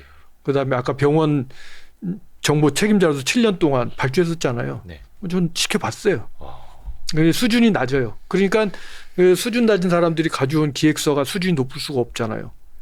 그러니까 이제 이게 정치가가 컨트롤해야 되는데 그 레벨이 안 돼. 관료가 했었는데 여기도 망가졌어. 그러면 IT 업체에 기대해야 되는데 IT 업체도 그 수준이야. 그래서 그 수준에 갖고 오자 기획서를 근데 이 사람 모르니까 그죠? 근데 이거를요 언론에서 네. 또 기자들이 똑똑하면 그거 뭐 이제 전자정부에 문제가 있다 이게 되도 안 하는 얘기다라고 그다음에 예산이 낭비다 이렇게 막 그 할 거 아닙니까? 네. 근데 또 이게 기자들이 또 다 무지하니까 기자들이 그런 기사를 쓸 수가 없어요. 제가 사가위원회 과장을 할 때 그 네. 기자 브리핑도 했거든요. 네. 그래서 그때 당시에 내가 크라우드라든지 네. 사스라든지 이런 거를 설명을 했거든요. 네. 네. 근데 크라우드 설명을 열심히 했는데 받아 적는 그 기자의 눈빛이 예. 모르는 것 같더라고요. 그래서 제 동물적인 감각으로 내가 요걸 그대로 두면 저 사람이 나는 좋은 걸 얘기했는데 그걸 이상하게 쓸 수 있겠다. 네. 그 생각이 딱 들어가지고 바로 불러서 숙제 검사를 했죠. 제가 지금 한 얘기가 뭔 얘기인지 아시냐. 네네네. 저는 당신이 기자로서 멋있는 기사를 제대로 썼으면 좋겠는데 이게 전문적인 거라 모르실 것 같아서 제가 확인하는 거다 그랬더니 고맙다 그러면서 얘기를 하는데 실은 모르겠다고 하더라고. 그래서 지금 제가 제시한 정책은 이런 취지의 것이고 해서 한 10분 정도 설명해 주니까 잘 알았더라고. 그 다음에 기사 잘 나왔죠. 어쨌든 기자가 모르니까 그죠. 제대로 된 특히 뭐 기사를 이제 쓸 수가 기술적인 거는 기자들도 이제 공부를 해봤어야지 아는 건데 어떻게 보면 이제 정, 관, 민, 언 거기 맨 마지막에 때 유권자. 유권자까지. 유권자가 아까 얘기한 것처럼 대한민국은 세계 지금 전자정부 랭킹 유엔이 책정한 전자정부 랭킹에 지금 우리나라가 2등이에요. 전 세계 2등. 일본이 10등일 거예요. 1등은 어디예요? 1등이 덴마크인가 뭐래요. 그래요? 서운하네. 그런데 우리나라보다 예산을 그렇게 많이 쓰면서 네. 전자정부 서비스는 한국보다 훨씬 낫더라라는 걸 국민이 알면 예. 화를 낼 거 아니겠습니까? 네네네. 근데 국민이 모르면 비교 대상이 없잖아요. 그래서 이게 그 꽉 짜여진 틀 안에서 돌아가는 거예요. 그래서 이제 저 같은 사람이 나타나가지고 제가 우리 한국 분들이 다 저한테 물어보세요. 국적이 일본이십니까? 그렇게 물어보시는데 저 한국 국적이거든요. 네. 일본에서 지금 30년 이상 살고 네. 계시고. 근데 어떻게 일본에서 국적이 일본 국적이 아닌데 공무원이 되셨습니까? 라고 물어보세요. 네. 제가 공무원 되면서 예를 들어 사가현이라는 곳에 공무원이 됐던 스토리를 잠깐 말씀드리면 네. 누가 나한테 전자정부 전문가로 일본에서 나름 유명했을 때예요. 예. 그 지금 한국의 전자정부의 얘기를 일본 사람들한테 해주면 일본 사람들이 다 감탄을 하죠. 예? 뭐 지금 뭐 컨비니에서 편의점에서 주민등록 뗀다는데 우리는 주민등록 등본을 아예 제출 안 해도 되잖아요. 지금요. 예. 다 조회가 되니까. 그러니까 이런 얘기를 해주면 야 좋다 편하다 이렇게 얘기하잖아요. 네. 그래서 전자정부 전문가가 돼 있었어요. 네. 그 사가현의 과장이 되기 직전에 네. 이미 사가현이 이제 지역 이름인데 우리로 사가현은 따지면 광역자치단체예요. 광역시 정도 되는. 네, 그렇죠. 광역자치단체. 네. 네, 거기에 이제 과장을 했는데 그때 그 과장을 뽑는다는 이제 공지가 뜨고 네. 그 정보를 현에서 저한테 응모해보라고 당신 같은 사람이 필요하다. 네. 그래서 응모를 하려고 딱 봤더니 거기에 보면 일본 국적일 것 이렇게 써 있더라고요. 그래서 응모를 못했어요. 네. 그러고 나서 한 2달인가 3달 뒤에 그 사가현의 고위 공무원이 나한테 지난번에 당신 응모한다는데 응모를 왜 안 했냐. 네. 대상자 없어갖고 못 뽑았다. 다시 공지할 건데 왜 안 했냐고 물어보더라고요. 그래서 제가 국적이 한국입니다 했더니 얘기를 하지 딱 그러고선 그 다음 공지에 떴는데 일본 국적이 사라진 거예요. 변경 그 공지. 조항이. 그래서 저는 응모할 수 있었고 네네. 응모해갖고 됐는데 그래도 그런 좀 유연함은 있네요. 그 지방공무원법에 이렇게 돼 있는 거예요. 그러니까 소위 개방직 공무원, 임기직 예. 이거는 이제 국적이 없어도 돼요. 그래서 근데 또 거기에 해당된 사람은 이제 저밖에 없었던 거지 이제껏 일본 역사상. 네네. 그러니까 일본은 하고 싶으면 안 되는 게 없고 하기 싫으면 되는 게 없어요. 그러니까 예를 들어서 지금 우리가 뭐 위안부 사과해라, 뭐 징용공 해라 이렇게 하지만 네. 일본이 하고 싶으면 방법이 없겠어요. 저는 있다고 봐요. 하기 싫으니까 안 하는 거예요. 근데 이왕 한 김에 일본 사람들한테 우리가 목적이요. 네. 너 나쁜 사람이야 이렇게 하고 손가락질하는 게 목적이 아니지 않습니까? 예. 사과를 받는 게 목적이잖아요. 그렇죠, 그렇죠. 그러면 저 사람한테 사과하게끔 만들어야 되잖아요. 네. 근데 우리는 그거는 약한 것 같아. 일단 비판만 하고 지적만 하고. 그게 우리 저거 있잖아요. 태양 정책 같은 거. 그 햇볕 정책. 햇볕 정책. 네네. 그 이솝 우화에 나오는. 네네네. 지금 일본 사람은 제가 보기에는 우리가 부풍을 하는 거라고요. 우리 일본 사람한테 막 뭐라 그러잖아요. 그죠? 오히려 더 외투로 더 이게 단디 껴있는. 그게 거죠. 아니라 저 사람들은 우리가 왜 사과를 하라는 건지에 대해서 오해를 할 수도 있어요. 오해요. 네. 저는 뭐 이런 얘기하면 비난이 막 오던데 저는 저 친일파 아닙니다. 근데 네. 무슨 얘기냐면 네. 첫 번째로 예. 일본 사람들은 우리가 예를 들어서 이런 거예요. 징용공에 대해서 네네네. 사과를 해라 라고 얘기하잖아요. 예. 그러면 우리는 사과를 하라는 얘기잖아요. 예. 근데 저 사람들은 사과라는 말 뒤에 배상이라는 게 붙어요. 네. 사과를 했다 그러면 우리가 책임을 인정하는 거죠. 책임을 인정했으면 그 보상을 해야 되죠. 네. 배상을 해야 되죠. 네. 근데 그게 몇 명이지? 얼마만큼 해야 되는 거지? 대표님이 일본 관료나 정치인이라고 생각을 해보세요. 네. 그게 징용공이 몇 명이 있었는지, 네. 그분의 이야기하는 것이 전부 사실인지, 우리가 지금 이렇게 항의하시는 분들 사실일 거잖아요. 네. 근데 예를 들면 10만 명이라고 하면 네. 그 10만 명이 어디서부터 어디까지 사실인지를 밝혀내야 될 거 아닙니까? 공공의 관의 일이면 네. 무조건 나 피해자입니다 그러면 줄 수 있는 건 아니잖아요.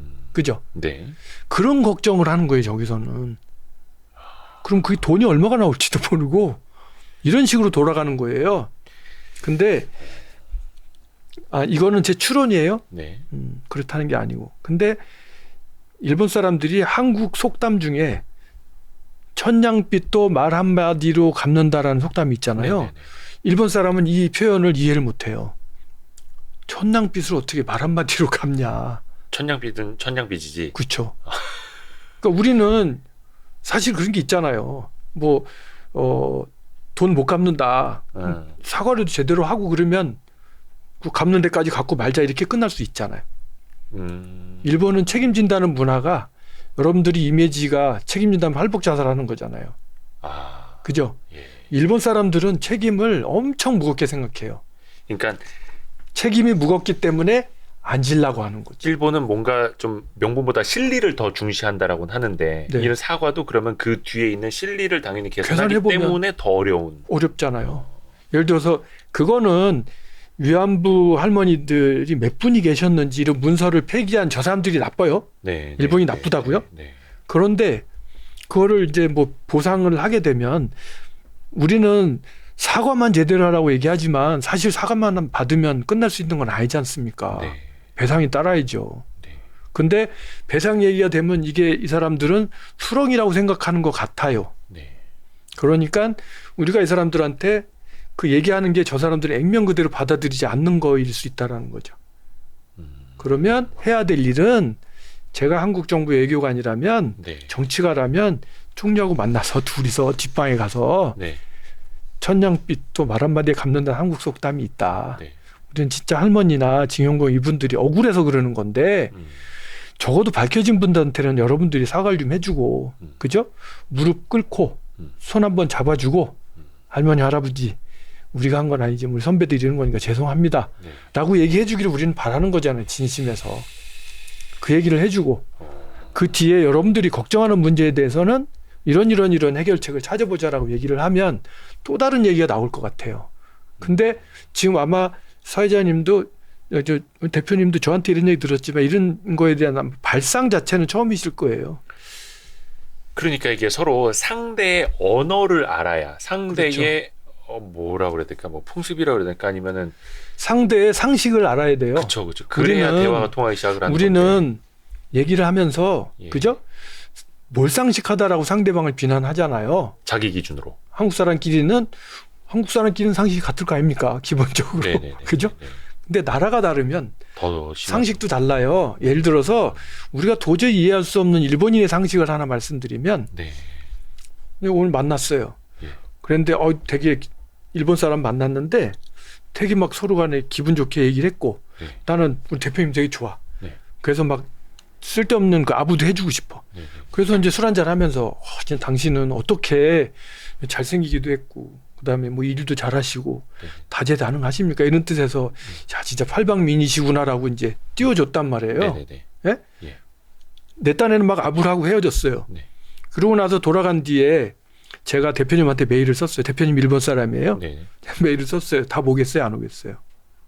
한국 사람 상식으로 얘기해 보세요. 칭찬 아니에요? 그러니까 네. 그러면 아이 고맙습니다. 별 말씀을요. 제가 무슨 팔방미인 이렇게 올 거 아닙니까? 네네네네. 일본 사람한테 그렇게 해보세요. 안 와요. 왜요? 일본 사람한테 팔방미인이라는 것은 다재다능이 아니라 간신같이 여기 가서 이 말하고 저기 가서 이 말하고 해서 그 팔방으로 미인이라는 평가를 받고 싶어하는 사람을 팔방미인이라고 해요. 아, 해석이 완전 다르네요. 다르잖아요. 근데 한자는 같지 않습니까? 네네네네. 근데 이거를 아는 사람은 없어요. 아, 그러니까 대표님은 팔방미인이라는 말이 한국에서는 좋은 뜻으로 쓰인다는 것에 대한 상식이 없는 거예요. 그러면 나한테 물어보기로 됐으면 그 자리에서 아니 내가 왜 팔방미인이냐라고 화를 냈다면 내가 바로 알 아니 난 텐데. 좋은 얘기한 건데 왜 화를 내십니까? 라고 얘기해서 서로 간에 알잖아요. 네. 근데 자기는 팔방미인이라는 말을 알거든요. 네. 물어볼 필요도 없잖아요. 아는 뜻이다를 얘기니까. 그것도 모르지 저 사람은. 네네. 서로 자기 간에 식으로 해석을 하는 해석하고 거니까. 헤어진 거예요. 그러면 이제 끝장나는 거지 그게. 그다음에 이제 내친김에 하나 더 말씀드리면 일본 사람은요. 그 한국에서 뭐 일본하고 한국의 관계가 막 나빠지면서 네. 이러는 경우에 일본 사람들은 저한테 물어봐요. 넌 괜찮냐? 왜 한국 신문에 친일파 제3몰수 뭐 이런 거 나오잖아요. 네네네. 그 신문 기사를 번역해서 한국 신문이 이걸 내면 일본 신문이 이걸 번역해서 그대로 낸단 말이에요. 네. 친일파 제3몰수 안 된다. 예. 그럼 일본 사람한테 물어봐요. 너 괜찮냐? 당신 친일파 아니냐? 전 친일파잖아요. 일본 사람이 보기에는. 일본하고 그러니까 정말 한국을 단순히 프렌들리한. 일본과 우리도- 프렌들리하면은 그렇죠. 그들은 친일파라고 쓰는데. 근데 우리가 보세요. 친중파. 예. 중국하고 친하게 지내자는 사람이 친중파입니까? 그다음에 친미파. 네. 미국하고 친하게 지내자는 사람이 친미파잖아요. 네. 그죠? 예. 근데 친일파만 이꼴 매국노예요. 그거는 우리만 그런 거잖아요. 그러게 참 그 표현이. 그런데 아까 말씀드린 것처럼 일본 사람들 중에 2022년 현재 네네네. 해외에 갈 수 있는 여권을 가지고 있는 일본 국민은 네. 20%밖에 안 된다고요. 20%도 안 돼요. 1억 3천만 명 네. 중에 여권을 가진 인터넷 사람이 뒤져보세요. 예. 20%밖에 안 돼. 예. 거의 해외를 나가본 사람이 그거보다 거의 더 적다는 거 아니에요? 그러면 그렇지는 않을 텐데 이제 이런 거 유효 여건이니까 네네네. 여건이 있었는데 만료된 사람도 있고 네네네. 하니까 제 생각에는 뭐 20%밖에 안 되는 사람이 즉시 해외를 나갈 수 있는 여건을 가지고 있는 사람이고 나머지 사람 중에 한 10% 정도는 뭐 10년 전, 20년 전에 외국에 한번 갔다 온 적이 있거나 그러면 그러니까 그 말인즉슨 상대적으로 해외 교류 경험이 적다라는 없죠. 거죠. 더군다나 우리는 매년 700만 명, 800만 명 일본을 가요. 예. 일본에서 오는 사람은 200만 명, 300만 명밖에 안 되잖아요. 그러니까 우리는 일본을 잘 알지만 일본은 우리를 몰라요. 그래서 수많은 일본 사람은 한국에 대한 정보를 어디서 입수하냐면 예. 첫 번째 일본의 매스컴. 네. 근데 일본의 매스컴 중에서도 일본의 신문 기사. 네. 근데 일본의 신문 기사는 한국의 신문 기사를 번역해서 내거든요. 거의 대부분들이 그렇죠. 서로 다른 그렇다고 나라고. 하면 네. 아까 얘기한 우리나라는 이 좌우로 막 그 민주당 됐다가 예. 뭐 우파 됐다 좌파 됐다 하면서 그 일본에 대한 이야기들이 막 달라지고 하잖아요. 그것들을 필터링하지 않고 그대로 액면 그대로 나가는 거예요. 그러면 그 기사는 일본 국민이 봤을 때 호감을 가질 수 있는 기사가 아닌 거죠. 예를 들어서 문재인 정부 때 네. 그 저는 그냥 제가 본 좌도 아니고 우도 아니고 제 그냥 마음대로 얘기하면 문재인 대통령이 취임해서 위안부 문제에 대해서 한일 위안부 협정은 없었던 거로 하자라고 얘기하진 않았어요. 예. 없었던 것을 이건 그 국제 간에 맺은 조약이기 때문에 그 조약 자체를 없었던 거로 할 수는 없다라고 저 정부에서 얘기를 했었다고요. 네. 근데 한국의 신문들에서는 거의 그런 식으로 기사가 나갔고 그게 그대로 일본에 번역돼서 일본 신문에서는 저 정권은 무시했다. 국제 상식에도 벗어나는 행동을 했다. 이렇게 이제 나온 거죠. 수출 규제도 마찬가지거든요. 네. 수출 규제도 필터링이 되는 거예요. 네. 수출 규제 이 사람들은 나름 일본 사람들은 이건 경제산업성의 수출 규제라는 제도를 만든 과장하고 제가 말싸움하면서 네. 저 그 사람한테 들은 얘기예요. 네. 일본이 뭐 요구하는 게 있어요. 이 수출 규제에 대해서. 네. 그거를 뭐 해달라고 했는데 한국 정부가 잘 안 해줬대요. 네. 그래서 계속 해달라고 안 해줬는데 그걸 트집 잡은 거라고 얘기를 했어요. 그 사람이. 네. 그 사람 말이 어디서 어디까지 진짜인지 거짓말인지 모르겠습니다. 네. 근데 그 사람 저한테 그렇게 얘기를 했어요. 네. 근데 우리는 그 얘기가 딱 터지면서 바로 이제 반일 운동 비슷하게 일어나잖아요. 그렇죠. 예. 불매 운동 일어나고. 네. 네. 이렇게 되면 일본 사람들은 일본 신문에서 예. 일본 정치가들이 뭐라고 얘기하냐면 아까 얘기한 일본의 논리로 얘기해요. 네. 수출 규제를 우리가 예. 이걸 해달라고 그랬는데 어. 한국에서 무시를 해서 어쩔 수 없이 이렇게 했다라고 일본 신문에 낼 거 아닙니까? 예. 예. 일본 정부도. 네. 그러면 일본 사람들이 그 신문을 봤을 때 자기들이 맞아. 근데 한국에서 노재팬 하면서 일본 가지 말자라고 하고 반일 운동이 막 벌어져요. 네. 그러면 한국에 대해서 상식도 없는 사람 입장에 봤을 때는 저 사람들 역시 반일 교육을 받았구나. 일본이 싫은 거야. 이렇게 되는 거잖아요. 네. 이게 굳어지는 거예요. 근데 그 일본 사람 주변에 저 같은 사람이 있으면 염상 이게 어떻게 된 거야? 네. 라고 물어보면 제가 이게 이렇게 된 거고 저게 저렇게 된 거야. 그래서 한국도 그때 당시에 기억나신지 모르겠는데 노 재팬 하지 맙시다. 노 아베 합시다라고 했잖아요. 우리가 일본을 싫어하는 게 아니라 우리는요 지금 현재 우리는 일본을 싫어하는 게 아니라 일본 제국을 싫어합니다. 그렇죠? 그거는 맞죠. 대일본 제국을 싫어하는 거잖아요. 네. 네. 대일본 제국과 제일본 제국을 찬양하는 사람과 대일본 제국적인 사고를 하는 사람을 싫어하는 거지 네. 지금 일본 사람을 싫어하는 게 아니에요. 근데 일본 사람은 자기들을 싫어하는 줄 알아요. 이게 아주 뿌리가 깊죠. 근데 이게 정확히 어디서부터 어디까지 가르마를 타야 될지는 굉장히 좀 어렵죠. 어려운 이야기이기는 한데 그쵸. 물론 뭐 일본 사람들 뭐 전부 다가 뭐 한국에 대해서 뭐 적대시를 하자라는 건 아닐 테니까. 그렇죠. 이거 근데 어디서부터 이걸 어디까지 얘기를 해야 되는 거지? 예. 그래서 네. 첫 단추는 네. 지금 오늘 제가 말씀드린 걸 가지고 네네네. 문제가 있구나라는 인식을 하는 데부터 시작하면 된다는 거예요. 그래서 예를 들어서 자 그럼 일본 국민은 어떻게 해결해야 되냐? 네. 지금 일본의 초등학교, 중학교, 고등학교 교과서에 보면요. 그 우리 식민지 역사라든지 예. 임진왜란이라든지 이런 게 대충 10줄에서 20줄밖에 안 써 있어요. 그러니까 일본 자신들의 침략에 예. 대한 역사가 별로 써 있지 않아요. 없다라는 거죠. 그러니까 나쁜 사람들이에요. 그렇게 한 사람들이. 예? 그런 정치가들이 나쁜 사람들이라는 걸 제가 전제로 얘기하는 거예요. 네. 근데 거기서 태어난 학생들은 그 학생들이 죄는 아니잖아요. 아예 배우지를 못했으니까. 예.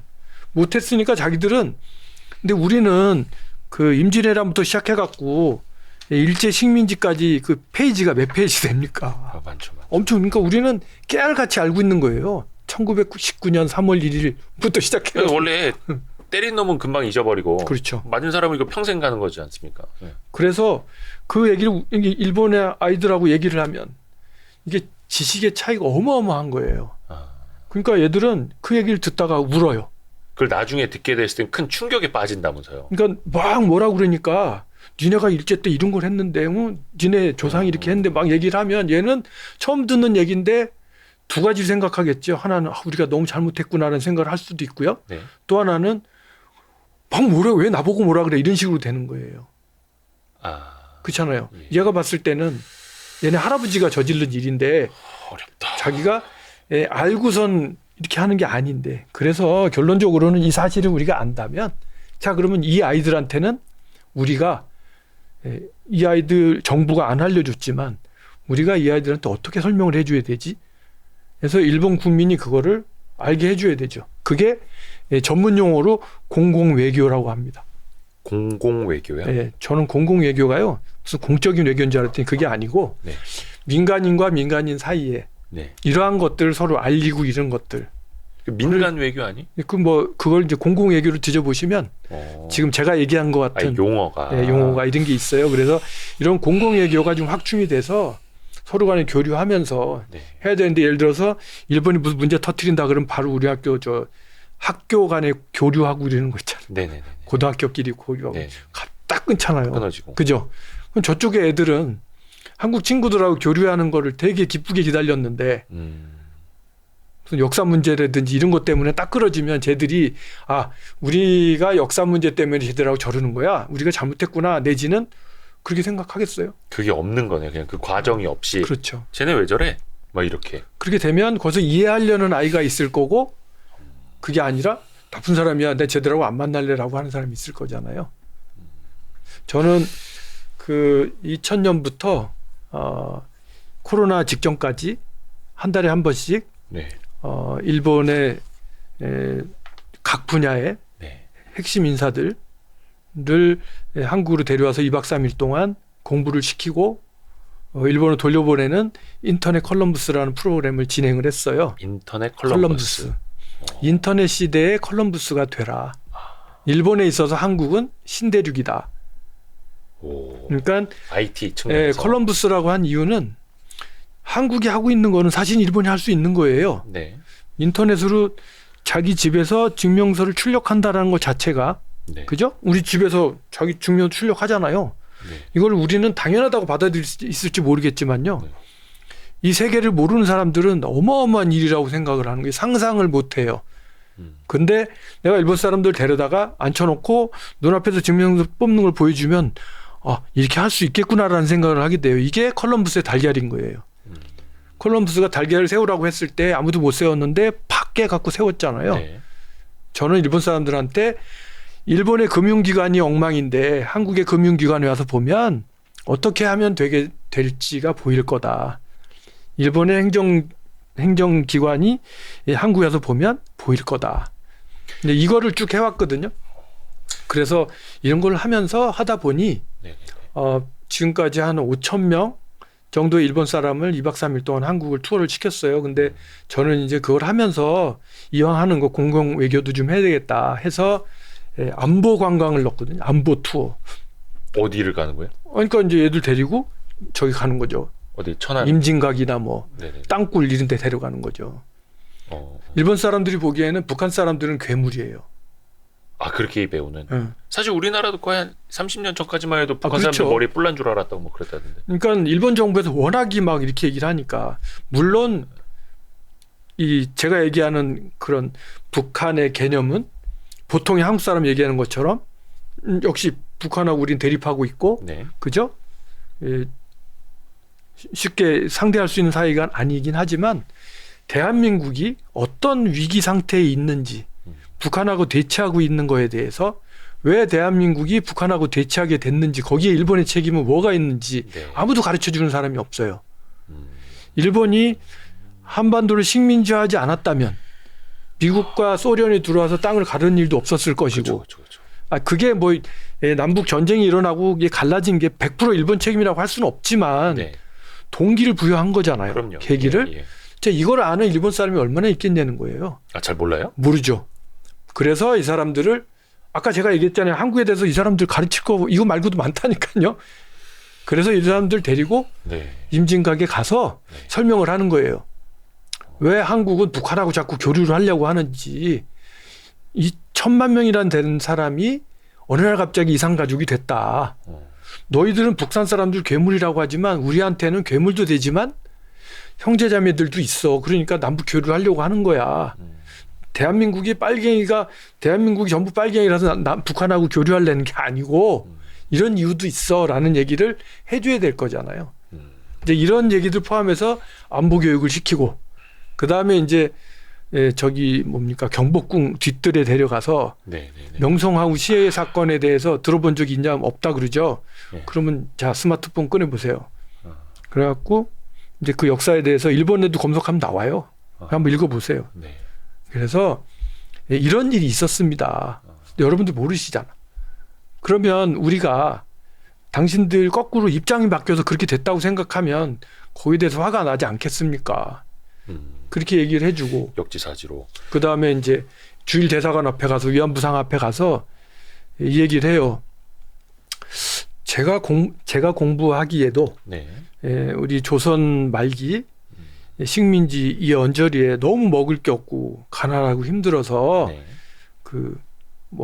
빨리 시집 보내거나 그죠? 식모를 보내거나 그런 일들이 있었잖아요. 네. 니네가 얘기하는 것처럼 진짜 딸을 팔았을 수도 있다. 응? 그런 식으로 얘기하잖아요, 니들이. 네. 백보양보해서 니네 말하는 것처럼 그렇다고 치자. 근데 뭐 돈 벌러 가는 줄 알고. 뭐 그런 식으로 따라갔을 얘기하는데, 근데 네 말대로 있다고 치자. 근데 위안부로 끌려간 할머니가 50만 명이 되고 뭐 몇만 명이 된지 난 모르겠지만 그 중에서 지금 살아남으신 분이 100명 정도 되는데 그 100명 중에 네가 얘기하는 것처럼 그 거짓말이라고 하는 일본 사람들 많은 사람이 거짓말을 얘기를 한단 말이죠 지금. 요 할머니 중에 거짓말이라고 하는 사람이 있다라고 너 어떻게 확증을 할래? 그분들이 증언을 하고 계시는데 유엔에서도 증언을 그렇죠? 하고. 독일의 아우슈비츠에서 600만 명이 가스실에서 죽었다고 하는데 그 과학자들이 하기에 그 짧은 기간에 그 좁은 스페이스에서 600만 명을 가스실에서 죽이는 건 곤란하다고 하더라. 그래서 그럼에도 불구하고 독일이 야 계산해보자. 600이 안 돼. 계산해보니까 300이야, 200이야, 100이야. 그렇게 독일이 하는 거 봤냐. 그냥 미안하다고 하잖아요. 네, 거기는 뭐 600만 명을 가스실에서 죽인 것과 60만 명을 죽인 죄의 부피가 다르겠습니까? 60만 명을 죽인 것과 6만 명을 죽인 죄의 부피가 다르겠습니까? 똑같이 여러분들이 위안부 할머니를 끌고 갔는데 응? 거기서 뭐 10만 명을 했으면 괜찮고 100명을 했으면 괜찮고 10만 명을 했으면 안 괜찮냐? 그건 아니지 않느냐? 그러면 적어도 이분들이 이렇게 얘기를 하면 진정하게 그게 사실인지 좀 확인 성의 있게 해보고 해서 거기 접근해 주는 게 옳지 않겠습니까? 라고 얘기를 설명을 하잖아요. 그러면 100명 중에 99명은 납득을 해요. 그 말도 이해를 하겠습니다. 그러니까 이러한 설명을 일본 사람한테 해줄 기회가 없었다라는 거죠. 아예 그런 기회가 없었다. 해야 된다는 생각도 안 하고 그런 말을 들을 기회조차도 없었고. 근데 100명 중에 한 명은 있을 수 있겠죠. 뭐 화를 내거나 그냥 무작정. 근데 뭐 저 앞에 직접 화를 낸 사람은 없었는데 제가 이제 있을 거라는 생각을 하고 얘기하는 거예요. 일본도 꼴통은 있을 수 있잖아요. 우리나라 짓듯이. 뭐 예를 들어서 뭐 그냥 믿을 수 없다라든지. 무조건 나는 네 말 안 믿어라는 사람이 있을 수 있잖아요. 그렇죠. 뭐 예를 들어서 일본인이 우리나라는 그럴 리가 없어 뭐 이럴 수도 있는 그렇죠. 거고. 못 배웠으니까 모르니까. 일본 부설 뭐 주장해가지고 그런 사람도 있잖아요. 그러니까 전부 다는 아닌데 이렇게 되는 거예요. 일본인 전체 중에 제가 그냥 대충 계산으로 얘기하면 일본 전체 중에 한국을 좋아하는 사람이 30% 돼요. 네. 친한파가. 네. 그리고 한 40%가 그 중도파예요. 잘 모르거나. 한류 붐이 확 불면 한국이 좋아라고 했다가 또 한국에서 반일 운동이 일어나면 저 사람들 왜 저래? 그러고 확 돌아서고. 그리고 이제 반환이 한 30명 있다고, 30% 있다고 쳐요. 근데 우리가 노제팬을 해버리고 일본 사람 타도 일본 이렇게 해버리면 아까 얘기한 친한파는 숨을 못 쉬게 되고, 그죠? 한국을 좋아한다 그랬다가 요도 먹을 거 아닙니까? 그리고 나머지 중도의 40%는 일본, 확실히 한국 사람 일본을 싫어하는가 봐 라고 돌아가잖아요. 이렇게 그 적을 늘려서는 안 되잖아요. 그렇죠. 적어도 30%와 40%는 우리 쪽으로 끌어들이잖아요. 네. 이 40%를 끌어들이기 위해서 가장 좋은 작전은 노 재팬이 아니고 노 아베였다는 거죠. 일본 현지에서도 아베 당시에 대한 뭔가 좀 역사적인 판단은 그러니까 노 아베라고 하면 저 사람들이 정치적으로 받아들이잖아요. 아베라는 사람의 주장이 싫다라고 얘기하는 거로 인정을 하잖아요. 사실 그 고이즈미 전 총리 때는 좀 역사적으로 좀 사과도 했고, 그렇죠. 그렇죠. 근데 그거를 어떻게 보면 이제 아베가 좀 뒤집었던 면도 그쵸. 있고. 근데 이제 제가 알기로는 일본에서도 혐한 시위가 조금 이제 극성인 있죠? 걸로 알고 있는데, 네, 이게 우리 언론에서 보면은 혐한 시위를 너무 거칠게 해서 현재 한국인들이 조금 위협을 느낄 정도다라고는 느끼고 있는데 이게 네. 혹시 과장된 건지 아니면 현재 실제로 많은지. 그 퍼센테이지는 모르겠는데요. 예. 그렇게 눈에 띄게 하는 사람들이 많이 있어요. 그러면 그들은 왜 혐한 시위를 하는 거예요? 뭔가 역사적으로 그 사람들이 제대로 알고 하는 걸까요? 아니면 몰라서 그러는 걸지? 그거는요. 이것도 뿌리가 깊은데 네. 일본인의 예. 선, 착할 선. 예. 일본인의 선이라는 것은 우리의 선과 달라요. 그래요? 예, 예를 들면 그 일본의 공기의 연구라는 유명한 책이 있어요. 공기의 연구? 공기라는 것은 우리가 이해하기 쉽게 얘기하면 분위기예요. 네. 그래서 우리가 왜 분위기 파악쯤 이렇게 얘기하잖아요. 네네. 일본은 엄청나게 분위기에 좌우되는 나라예요. 남 눈치 많이 보고 막. 눈치 엄청 보죠. 예. 그래서 동경에 오시면 아침부터 저녁 때까지 스미마생 하고 다니잖아요. 예? 그거를 전제로 말씀드리는 거예요. 네네네. 일본에서 실제 있었던 사건이에요. 예. 어떤 어머니가 예. 추운 겨울에 자기 아이가 예. 인큐베이터에 있어요. 네. 일찍 나가지고 예. 조산을 해가지고 예. 얘가 추워 보이니까 인큐베이터 안에다가 화로를 넣어준 거예요. 예? 화로. 그 왜 열 나는 거 있잖아요. 손난로야 아니면은 그 손난로 같은 거. 아니 이게 흔들어서 이렇게 하는 손난로야 아니면 무슨 불이 나는? 아니 손난로. 깜짝 놀랐네. 근데 손난로도 그 무슨 저런 거 있잖아요. 왜 그 가스가 나오잖아요. 그게. 그런 게 뭐 아무튼 뭐 우리랑 또 그걸 다를 수 넣어갖고 있으니까. 예. 그 아이가 죽었어요. 그래서 그 어머니는 체포돼 가지고 실제 있었던 사건이에요. 체포돼서 집행유예를 풀려 나왔는데. 예.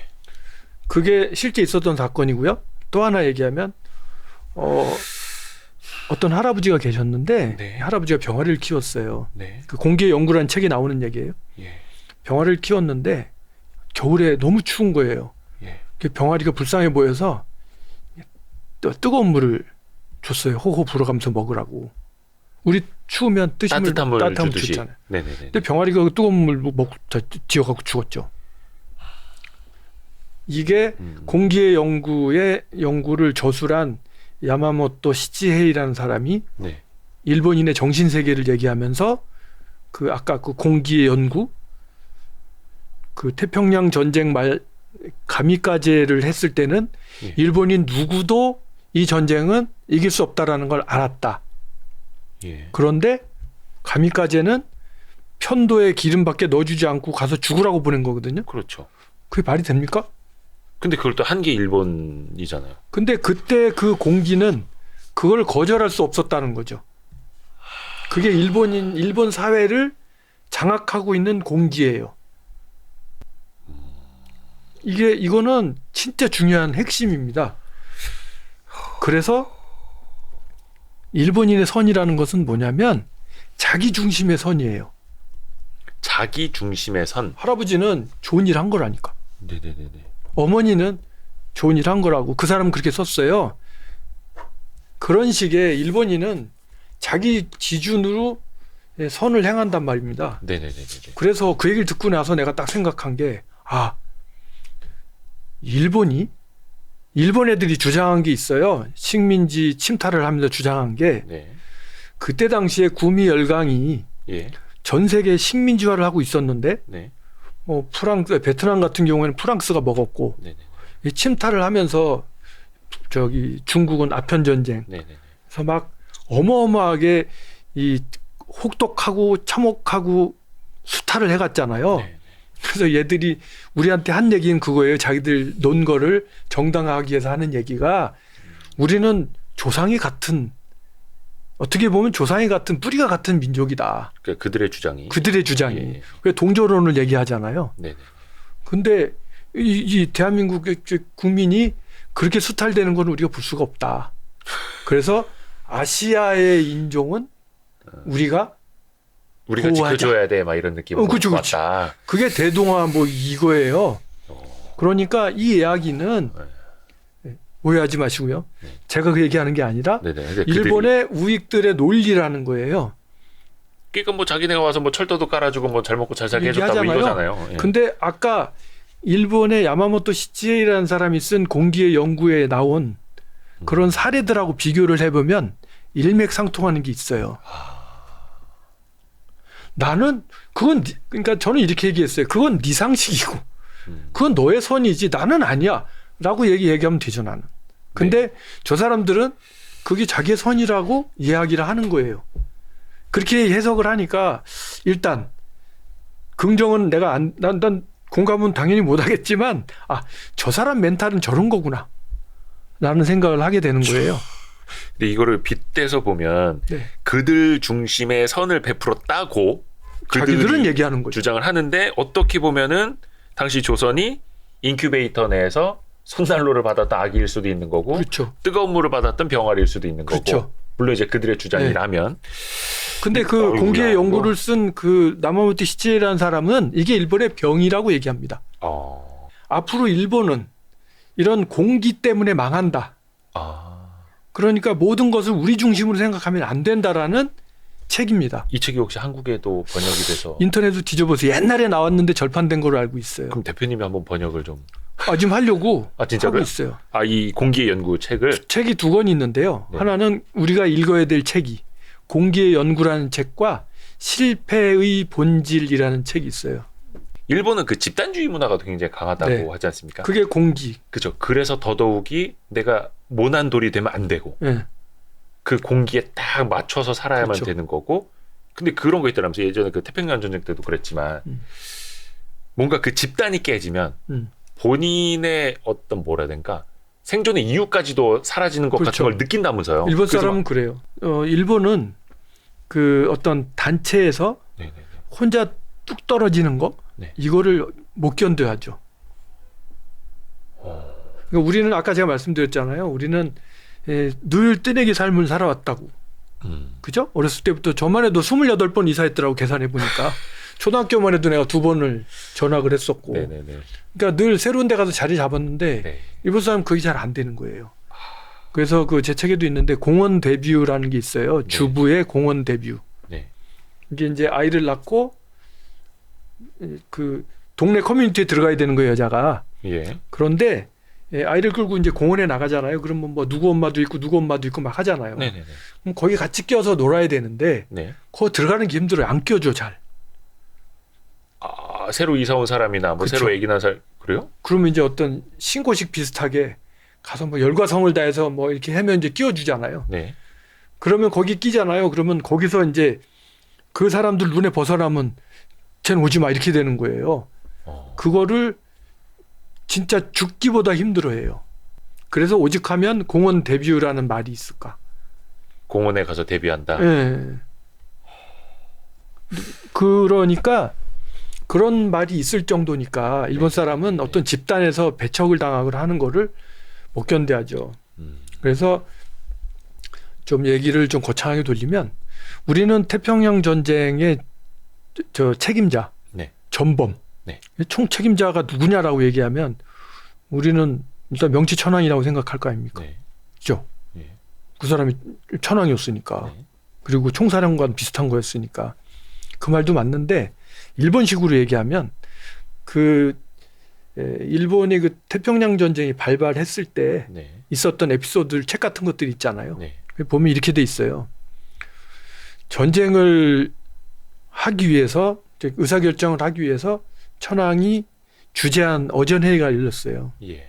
그 어전회의가 열렸는데 거기서 어쨌든 전쟁을 하는 걸로 결론이 났네. 네. 거기서 거기에 공기가 거기서 반대를 하면 테러당해서 총 맞아 죽는 분위기였다는 거예요. 이거는 진짜 문헌이 있으니까. 네. 거기서 육군은 전쟁을 해야 되겠다였고 예. 해군은 반대가 많았대요. 네. 왜냐하면 해군은 해외 주둔이 많았대요. 네. 그러니까 그 중에 가장 반대 심하게 했던 게 야마모토 이소로쿠라는 해군 제독이었는데 연합함대 함장이었었거든요. 네. 이 사람은 미국에 파견 나가서 있었던 거예요. 그래서 이 사람이 봤을 때 미국이란 나라가 우리가 붙어서 이길 수 있는 나라가 아니다라는 거를 뼈저리게 알고 있었어요. 네. 일본이 그 미드웨이 해전에서 패배한 이후에 네. 일본은 폐색이 완연해졌고 네. 누가 봐도 전쟁은 지는 거였어요. 그랬는데 그때 일본 군부가 들고 나온 것은 1억 옥쇠였어요. 1억 옥쇠요?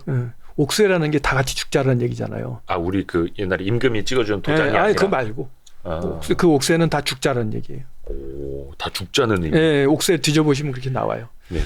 1억 옥쇠라는 거를 그때 일본 군부가 떠들어요. 1억 옥쇠면 1억 인구가 다 같이 우리가 죽자? 다 죽자. 천황을 지키기 위해서는 우리가 다 온몸을 바쳐서 죽자라고 얘기를 한다고요. 그게 그런 말이 통해요? 국민들한테? 그게 아까 얘기한 공기, 집단주의. 집단주의. 우리나라 같았으면 너나 죽어라 이럴 텐데. 그렇죠. 거기서는 그게 지배하기 때문에 거기에는 아무런 반론을 할 수가 없어요. 아, 그러면 아이고 하면 예 하는 그렇죠. 거예요, 그냥? 그 저기랑 비슷해요. 북한의 김정일이가 죽었을 때 다 눈물 흘리고 막. 눈물 흘리고 하잖아요. 그러니까 그런 거예요. 그래서 1억 옥세를 결정을 한 다음에 네네네. 이 사람들 한 거는 1억 옥세 할 건데 뭐 감히까지 가서 죽는 거 정도야. 그러니까 내가 먼저 죽나 네가 먼저 그렇죠. 죽나 뭐 똑같다 이런 천황폐하 식으로. 만세하고 죽는 거예요. 이게 이 사람도 사실은 그 사람들이 남긴 일기 같은 거 보면 예. 자기도 죽기 싫다고 써 있어요. 이게 황당무계한 일이라는 것도 다 알고. 근데 외부에 나타난 거는 천황폐하 만세로 죽는 거 아닙니까? 예. 그거는 그 사람이 겉과 속이 다른 거죠. 아. 마음속으로는 본인도 아니라는 걸 알지만 그때 그 공기, 그 분위기는 거기서 자기가 반론을 얘기할 수 있는 상황이 아닌 거예요. 그래서 죽는 일을 선택할 수밖에 없는 거예요. 와, 그러면 그다음에 하나만 더 말씀드리면 그때 오키나와가 어마어마하게 폭격을 당하잖아요. 네. 전함 야마토라고 들어보셨죠? 아, 네네. 네, 야마토 전함은 일본이 자랑하는 그 기가 막힌 그 배잖아요. 예. 근데 그 배가 동남아에 있었는데 오키나와를 지키기 위해서 그 배를 보내는데 네. 가라고 해요. 예. 근데 그때 당시에 제공권이 미군에 있었기 때문에 예. 누가 봐도 항공 지원을 받지 못한다면 오다가 그냥 폭격당해서 죽을 거 아니에요. 네네네. 그래서 그럼에도 불구하고 전함 야마토는 출발을 했고 네. 결국 그렇게 해서 침몰했죠. 네. 그랬는데 그 후일 전함 야마토의 함장한테 물어보죠. 책임자한테. 네. 지금 다시 똑같은 일이 벌어진다면 당신은 어떻게 하겠느냐. 예.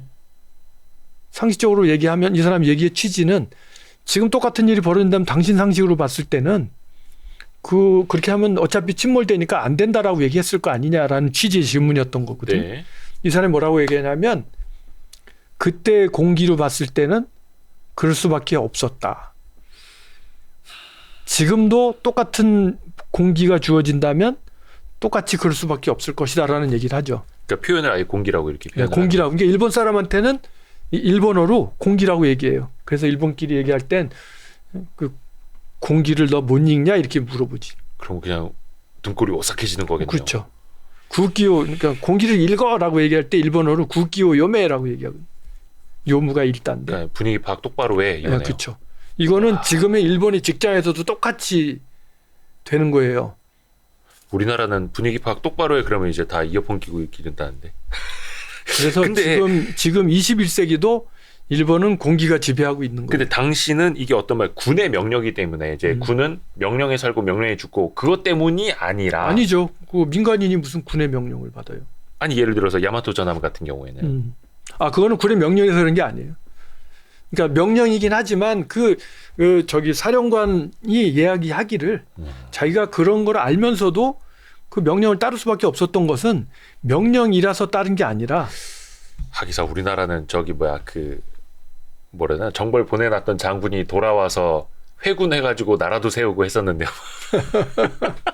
야 그렇게 따지면은 우리나라랑은 발상 자체가 다른 거네요. 상식이 다른 나라죠. 우리나라는 하나만 더 얘기할게요. 일본은 그 영주가 싸우지 않습니까? 예. 쇼군끼리. 예. 싸우면 싸움 누가 이기잖아요. 예. 이기면 상대방 영주의 가족은 싹 죽여요. 그리고 예. 넘버 2부터 다 이쪽 부하가 되죠. 잠시만요. 그러니까 우리나라 같은 경우 예전 뭐 계백 장군 이야기도 있습니다만 네. 뭐 몰살 당하거나 이러니까 그런데 거기는 우두머리의 가족만 죽이고 그쵸. 나머지는 이쪽으로 장수를 갈아타는 거죠. 네. 깨끗하게. 여기에 배신자 프레임도 없고 예. 아주 깨끗하게 이쪽 편이 되고 여기 가신이 돼요. 그게 일본의 상식이에요. 상식이라고요. 네. 일본의 상식. 그러니까 우리로 따지면은 그건 엄청난 배신자지. 배신자인데 일본은 그게 아니라 그거를 일본 사람한테 우리가 뭐 이 몸이 고쳐주고 100번 고쳐주고 만수선 드랭키 뭐 이런 얘기 하잖아요. 그럼 못 알아듣는 거죠. 아니 거기는? 그 얘기는 알아듣죠. 그 말이 그 말이잖아. 그거는 정몽주를 회유하려고 한 얘기잖아요. 네네네네. 이리 간들 저리 간들. 이런 들 어떠라 저런 들 그게 그 어떠라. 얘기잖아요. 근데 정몽주라는 사람에 대해서 이해를 못하지. 왜 그렇게 고집을 부려? 주군이. 목숨을 잃어가면서 그렇죠. 그 주군을 갈아타면 되지. 그리고 호의호식하면 되지. 약간 그렇죠. 이런. 그러다 보니까 뭔 일이 생겼냐면 임진왜란 때 일본군이 부산에 상륙을 해서 네. 25일 만에 한양까지 올라가지 않습니까? 네네네. 한양까지 쭉 올라갔어요. 예. 왜 갔겠어요? 이길 것 같아서요? 아니면은 일본의 전쟁은 아까 영주 얘기했잖아요. 네네네. 일본의 전쟁은 아. 그 상대방의 두목을 만나서 일합을 딱 해갖고 거기서 끝내면 끝나는 거예요, 전쟁이. 아. 그러니까 얘들은 그걸 하려고 갔던 거예요. 그런데 어떻게 했어요, 선조가? 도망. 튀었잖아요. 그러니까 이거는 이 사람들 상식이 없는 얘기예요. 야 이거 그러니까 황당했네요. 황당했지. 걔들도 황당했네요. 야, 걔도 이거 황당했지. 임금이 튀었다고? 아, 그래서 창피한 역사인데. 그래서 보시면 결국 우리가 그 의병들이 25일에 올라갔다는 거는 광군은 거의 없었다는 얘기잖아요. 다 도망가고. 그 당시에 걸어서 25일입니다. 서울까지. 그랬는데 얘들이 제대로 된 전쟁을 생각했었다면 보급로를 확보하고 올라갔을 거 아니에요. 네네네네. 근데 얘들은 그걸 안 한 거잖아요. 아, 그러니까 가서 우리가 회유해서 우리 편으로 그럼 끝나면 만들고 되니까. 거기서 군량미 같은 그쵸. 거 조달하면 되니 네, 막 이런 식으로 그쵸. 생각을 한 거죠. 한 거죠. 그랬는데 보급로가 없는 상태에서 우리가 또 전국 각지에서 의병이 일어나갖고 보급로를 끊어버리죠. 끊어버리죠. 그래서 우리는 배신 안 하고. 그 가토 기요마사가 평양성에 갇혀가지고 결국 먹을 게 없어가지고 뭐 말을 삶아 먹었느냐 하는 얘기가 나오잖아요. 그래서 그런 거거든요. 근데 태평양 전쟁 여기도 똑같아요. 네. 태평양 전쟁도 원래는 미국이 네. 야 너 더 이상 동남아시아는 중국 침략하지 마라. 예.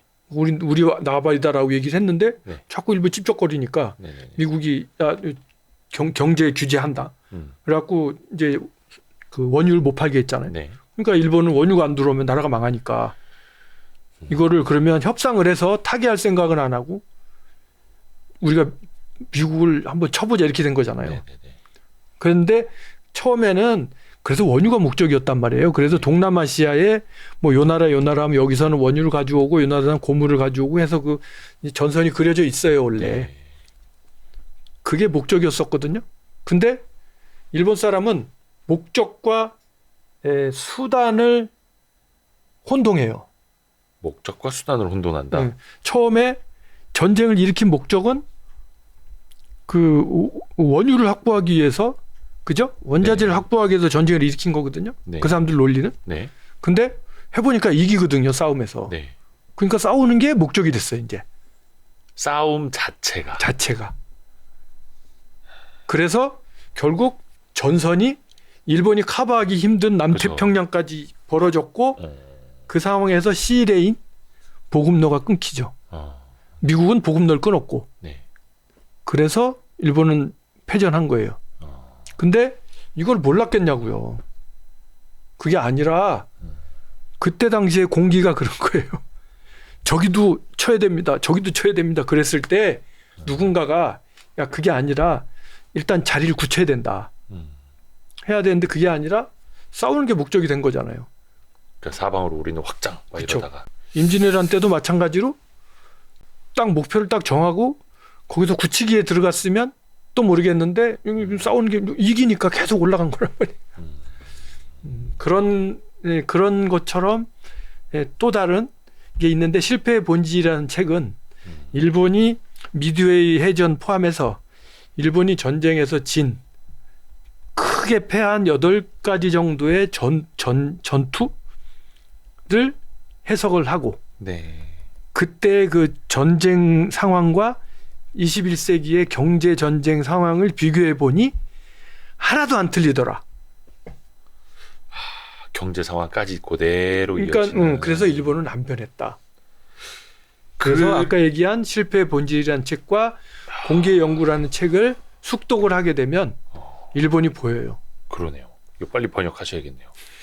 아니 근데 이게 궁금한 게 처음에 우리가 이제 IT 하다가 뭐 공기의 연구, 분위기 파악 이런 거 이야기해서 뭐 역사적인 뭐 전쟁 이야기도 네. 했습니다만 중요한 건 그러면 잠깐만 21세기가 된 지도 지금 거의 23년이 지났는데 2023년에 일본은 그래도 본인들의 어떤 공기라는 게 이렇게 너무 엄혹하다라는 걸 알고 좀 바꾸려고 하는 건지 그게 아니라 그냥 지금 이대로 가면 돼. 여전히 바꾸려고 하지 않는지 현재의 모습은 어때요? 제가 보기엔 안 바뀝니다. 그러니까 지금도 국민성은 바뀌지 않았고 네. 앞으로도 바뀌지 않을 거예요. 사람 그렇게 쉽게 안 바뀌어요. 대한민국 국민성은 바뀌겠습니까? 기사 제가 괜한 질문을 했네요. 그러니까 음. 어떻게 보면 이제 사실 사람 하나 바꾸기도 힘든데 우리가 민족성을 바꾼다는 건 조선시대 때 노론, 소론, 동인, 서인 해갖고 네, 뭐 서로가 막 싸웠잖아요. 지금도 계속 싸우고 있지 않습니까? 그러네요. 예. 일본은 자민당 안에 대한민국으로 얘기하면 국민의힘과 민주당과 정의당과 진보당이 다 들어가서 한 당인데 저 70년간 안 싸우고 돌아가면서 해먹잖아요. 우리나라는 허구한 날 당 생겼다고 없어지고 하잖아요. 그러니까 제가 말씀드리고자 하는 건 옳고 그르고 이걸 얘기하는 게 네, 아니라 그걸 떠나서 사람 그렇게 쉽게 안 바뀝니다. 그냥 그러려니 하고 저 사람들은 저러니까 예. 저 사람들을 우리가 어떻게 상대해야 되지? 라고 생각하고 상대를 해야지. 그러네. 우리도 제대로 못하는데 남의 하기사. 나라를 어떻게 바꿔요? 우리 뭐 부모님 생각도 바꾸기 힘들고 자식 그렇죠. 생각 바꾸기도 힘든데 그러니까 그거를 바꾸려고 하는 게 아니라 일단은 일본에 대해서 이해를 하고 그 사람 어법에 맞춰서 우리가 원하는 걸 얻어내면 되는 거예요. 그 어떻게 보면 이제 개와 고양이가 친해질 수 없는 이유가 서로 그렇죠. 꼬리를 드는 이유가 다르다고. 근데 상대방을 내 기준으로 보면 말이 안 통하는 거고 결국 싸우게 되는 건데 그렇죠. 한일 관계가 딱 그러하네요. 네. 제가 가깝고도 먼 30년 나라. 동안 심각하게 연구해 본 결과예요. 진짜 이게 가깝고도 먼 나라라는 게 어떻게 보면 국민성, 민족성, 사고방식, DNA, 뇌 구조, 역사성 다 다르기 때문에 와 오늘 깨달은 게 굉장히 많습니다. 저는 왜 이걸 연구하게 됐냐면요. 네, 전 크리스찬이거든요. 네, 근데 이제 그 기독교에서는 네. 그 원수를 사랑하라고 성경에서 가르치잖아요. 네. 오른뺨을 맞으면 왼뺨을 대라고 하고 네. 그게 말이 쉽지. 그럼요. 어렵잖아요. 네. 근데 어쨌든 크리스찬은 노력은 하죠. 네. 저는 일본에 살면서 음. 왜 한국과 일본은 이렇게 싸울 수밖에 없지? 생각하면서 일본 사람을 사랑하려고 노력을 많이 했어요. 사랑하고 있고. 네. 그리고 저는 일본에서 많은 도움을 받았고 오늘이 있고. 네. 하지만 사업도 하고 계시고. 예, 그런데 일본 사람들 보니까 나쁜 사람이 아닌 거예요. 한 사람 한 사람 다. 아, 그렇죠. 예. 그죠? 예. 근데 우리는 친절하고. 뭐. 예, 네. 그 좋은 점이 많이 있는 거예요. 네. 근데 저렇게 좋은 사람들인데 왜 저러지? 그다음에 어떤 이제 전자정부나 이런 혁신을 하면서 네. 제가 좋은 걸 가르쳐 줬는데도 안 따라하고. 그러니까 저는 계속 왜 저러지라는 생각을 했어요. 그래서 애정을 가지고 상대방을 지켜보면 문제가 보인다는 얘기를 하고 싶은 거예요. 근데 그게 애정이 없이 상대방을 보면 문제가 안 보인다고 봐요. 그러니까 노력을 할 필요가 있겠다. 그거는 뭐 우리가 왜 일본을 끝까지 그 일본을 좋아해야 되냐 이런 논리가 아니라 우리는 일본을 통해서 우리가 얻어야 될 게 있잖아요. 네. 경제적인 협력도 있고 안보적인 것도 있고. 그렇죠. 그죠? 남북이 통일하려고 해도 일본이 계속 방해하면 못할 거예요. 그러니까 우리는 얻어야 될 게 있어요.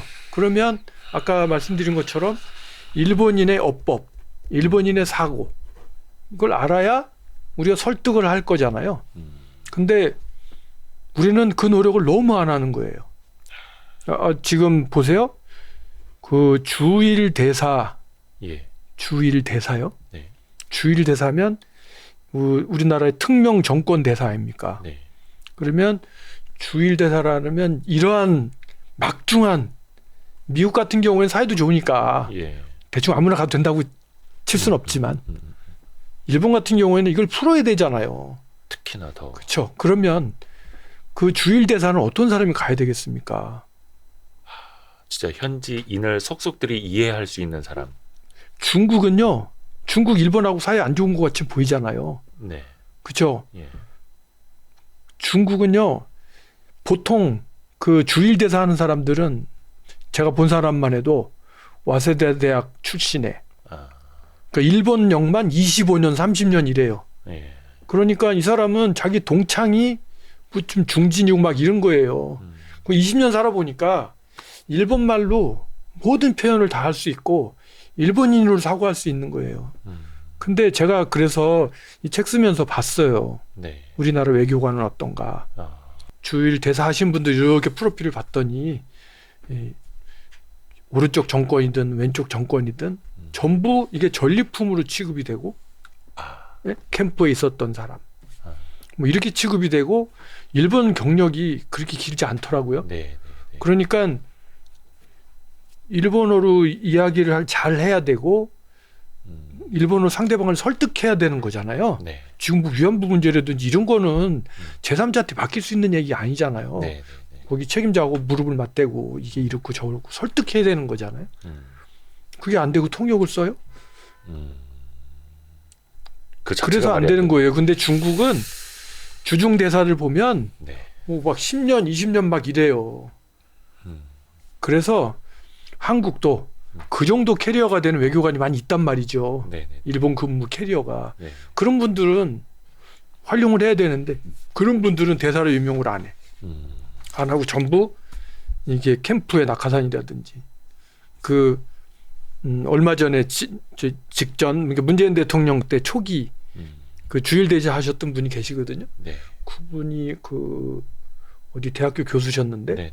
그분을 만났어요. 네. 그분을 저기 취임하신 이후에 한번 만났는데 그때 그분이 그런 얘기 하시는 걸 내가 들었어요.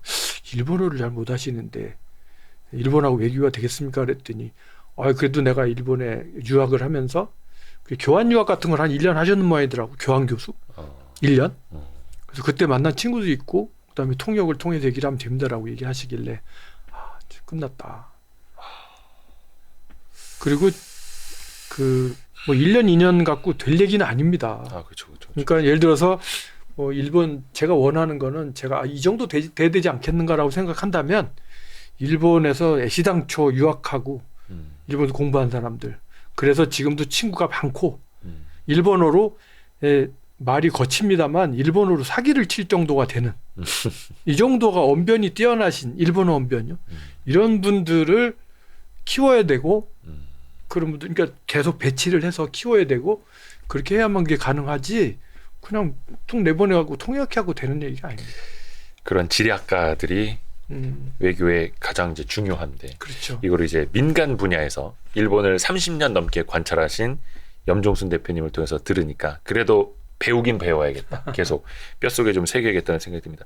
사실 이제 부부 사이에서도 부부 싸움을 덜 하는 방법은 딱 하나라 하더라고요. 상대를 이해하고 포기하면 되잖아요. 그대로 인정하는 거죠. 그러니까 그렇죠. 나쁘게 말하면 포기인데 좋게 말하면 그냥 인정해버리는 거죠. 아, 맞습니다. 그런 사람, 성격이 그런 사람, 아니면 체질이 그런 사람이라고 인정을 하는 거죠. 그러니까 그렇죠. 한일 관계도 사실은 그래야 되는 것 같아요. 뭐 부부에 빗댈 거는 아닙니다만 우리가 그동안 좀 상대를 이해하려는 노력을 얼마나 했을까?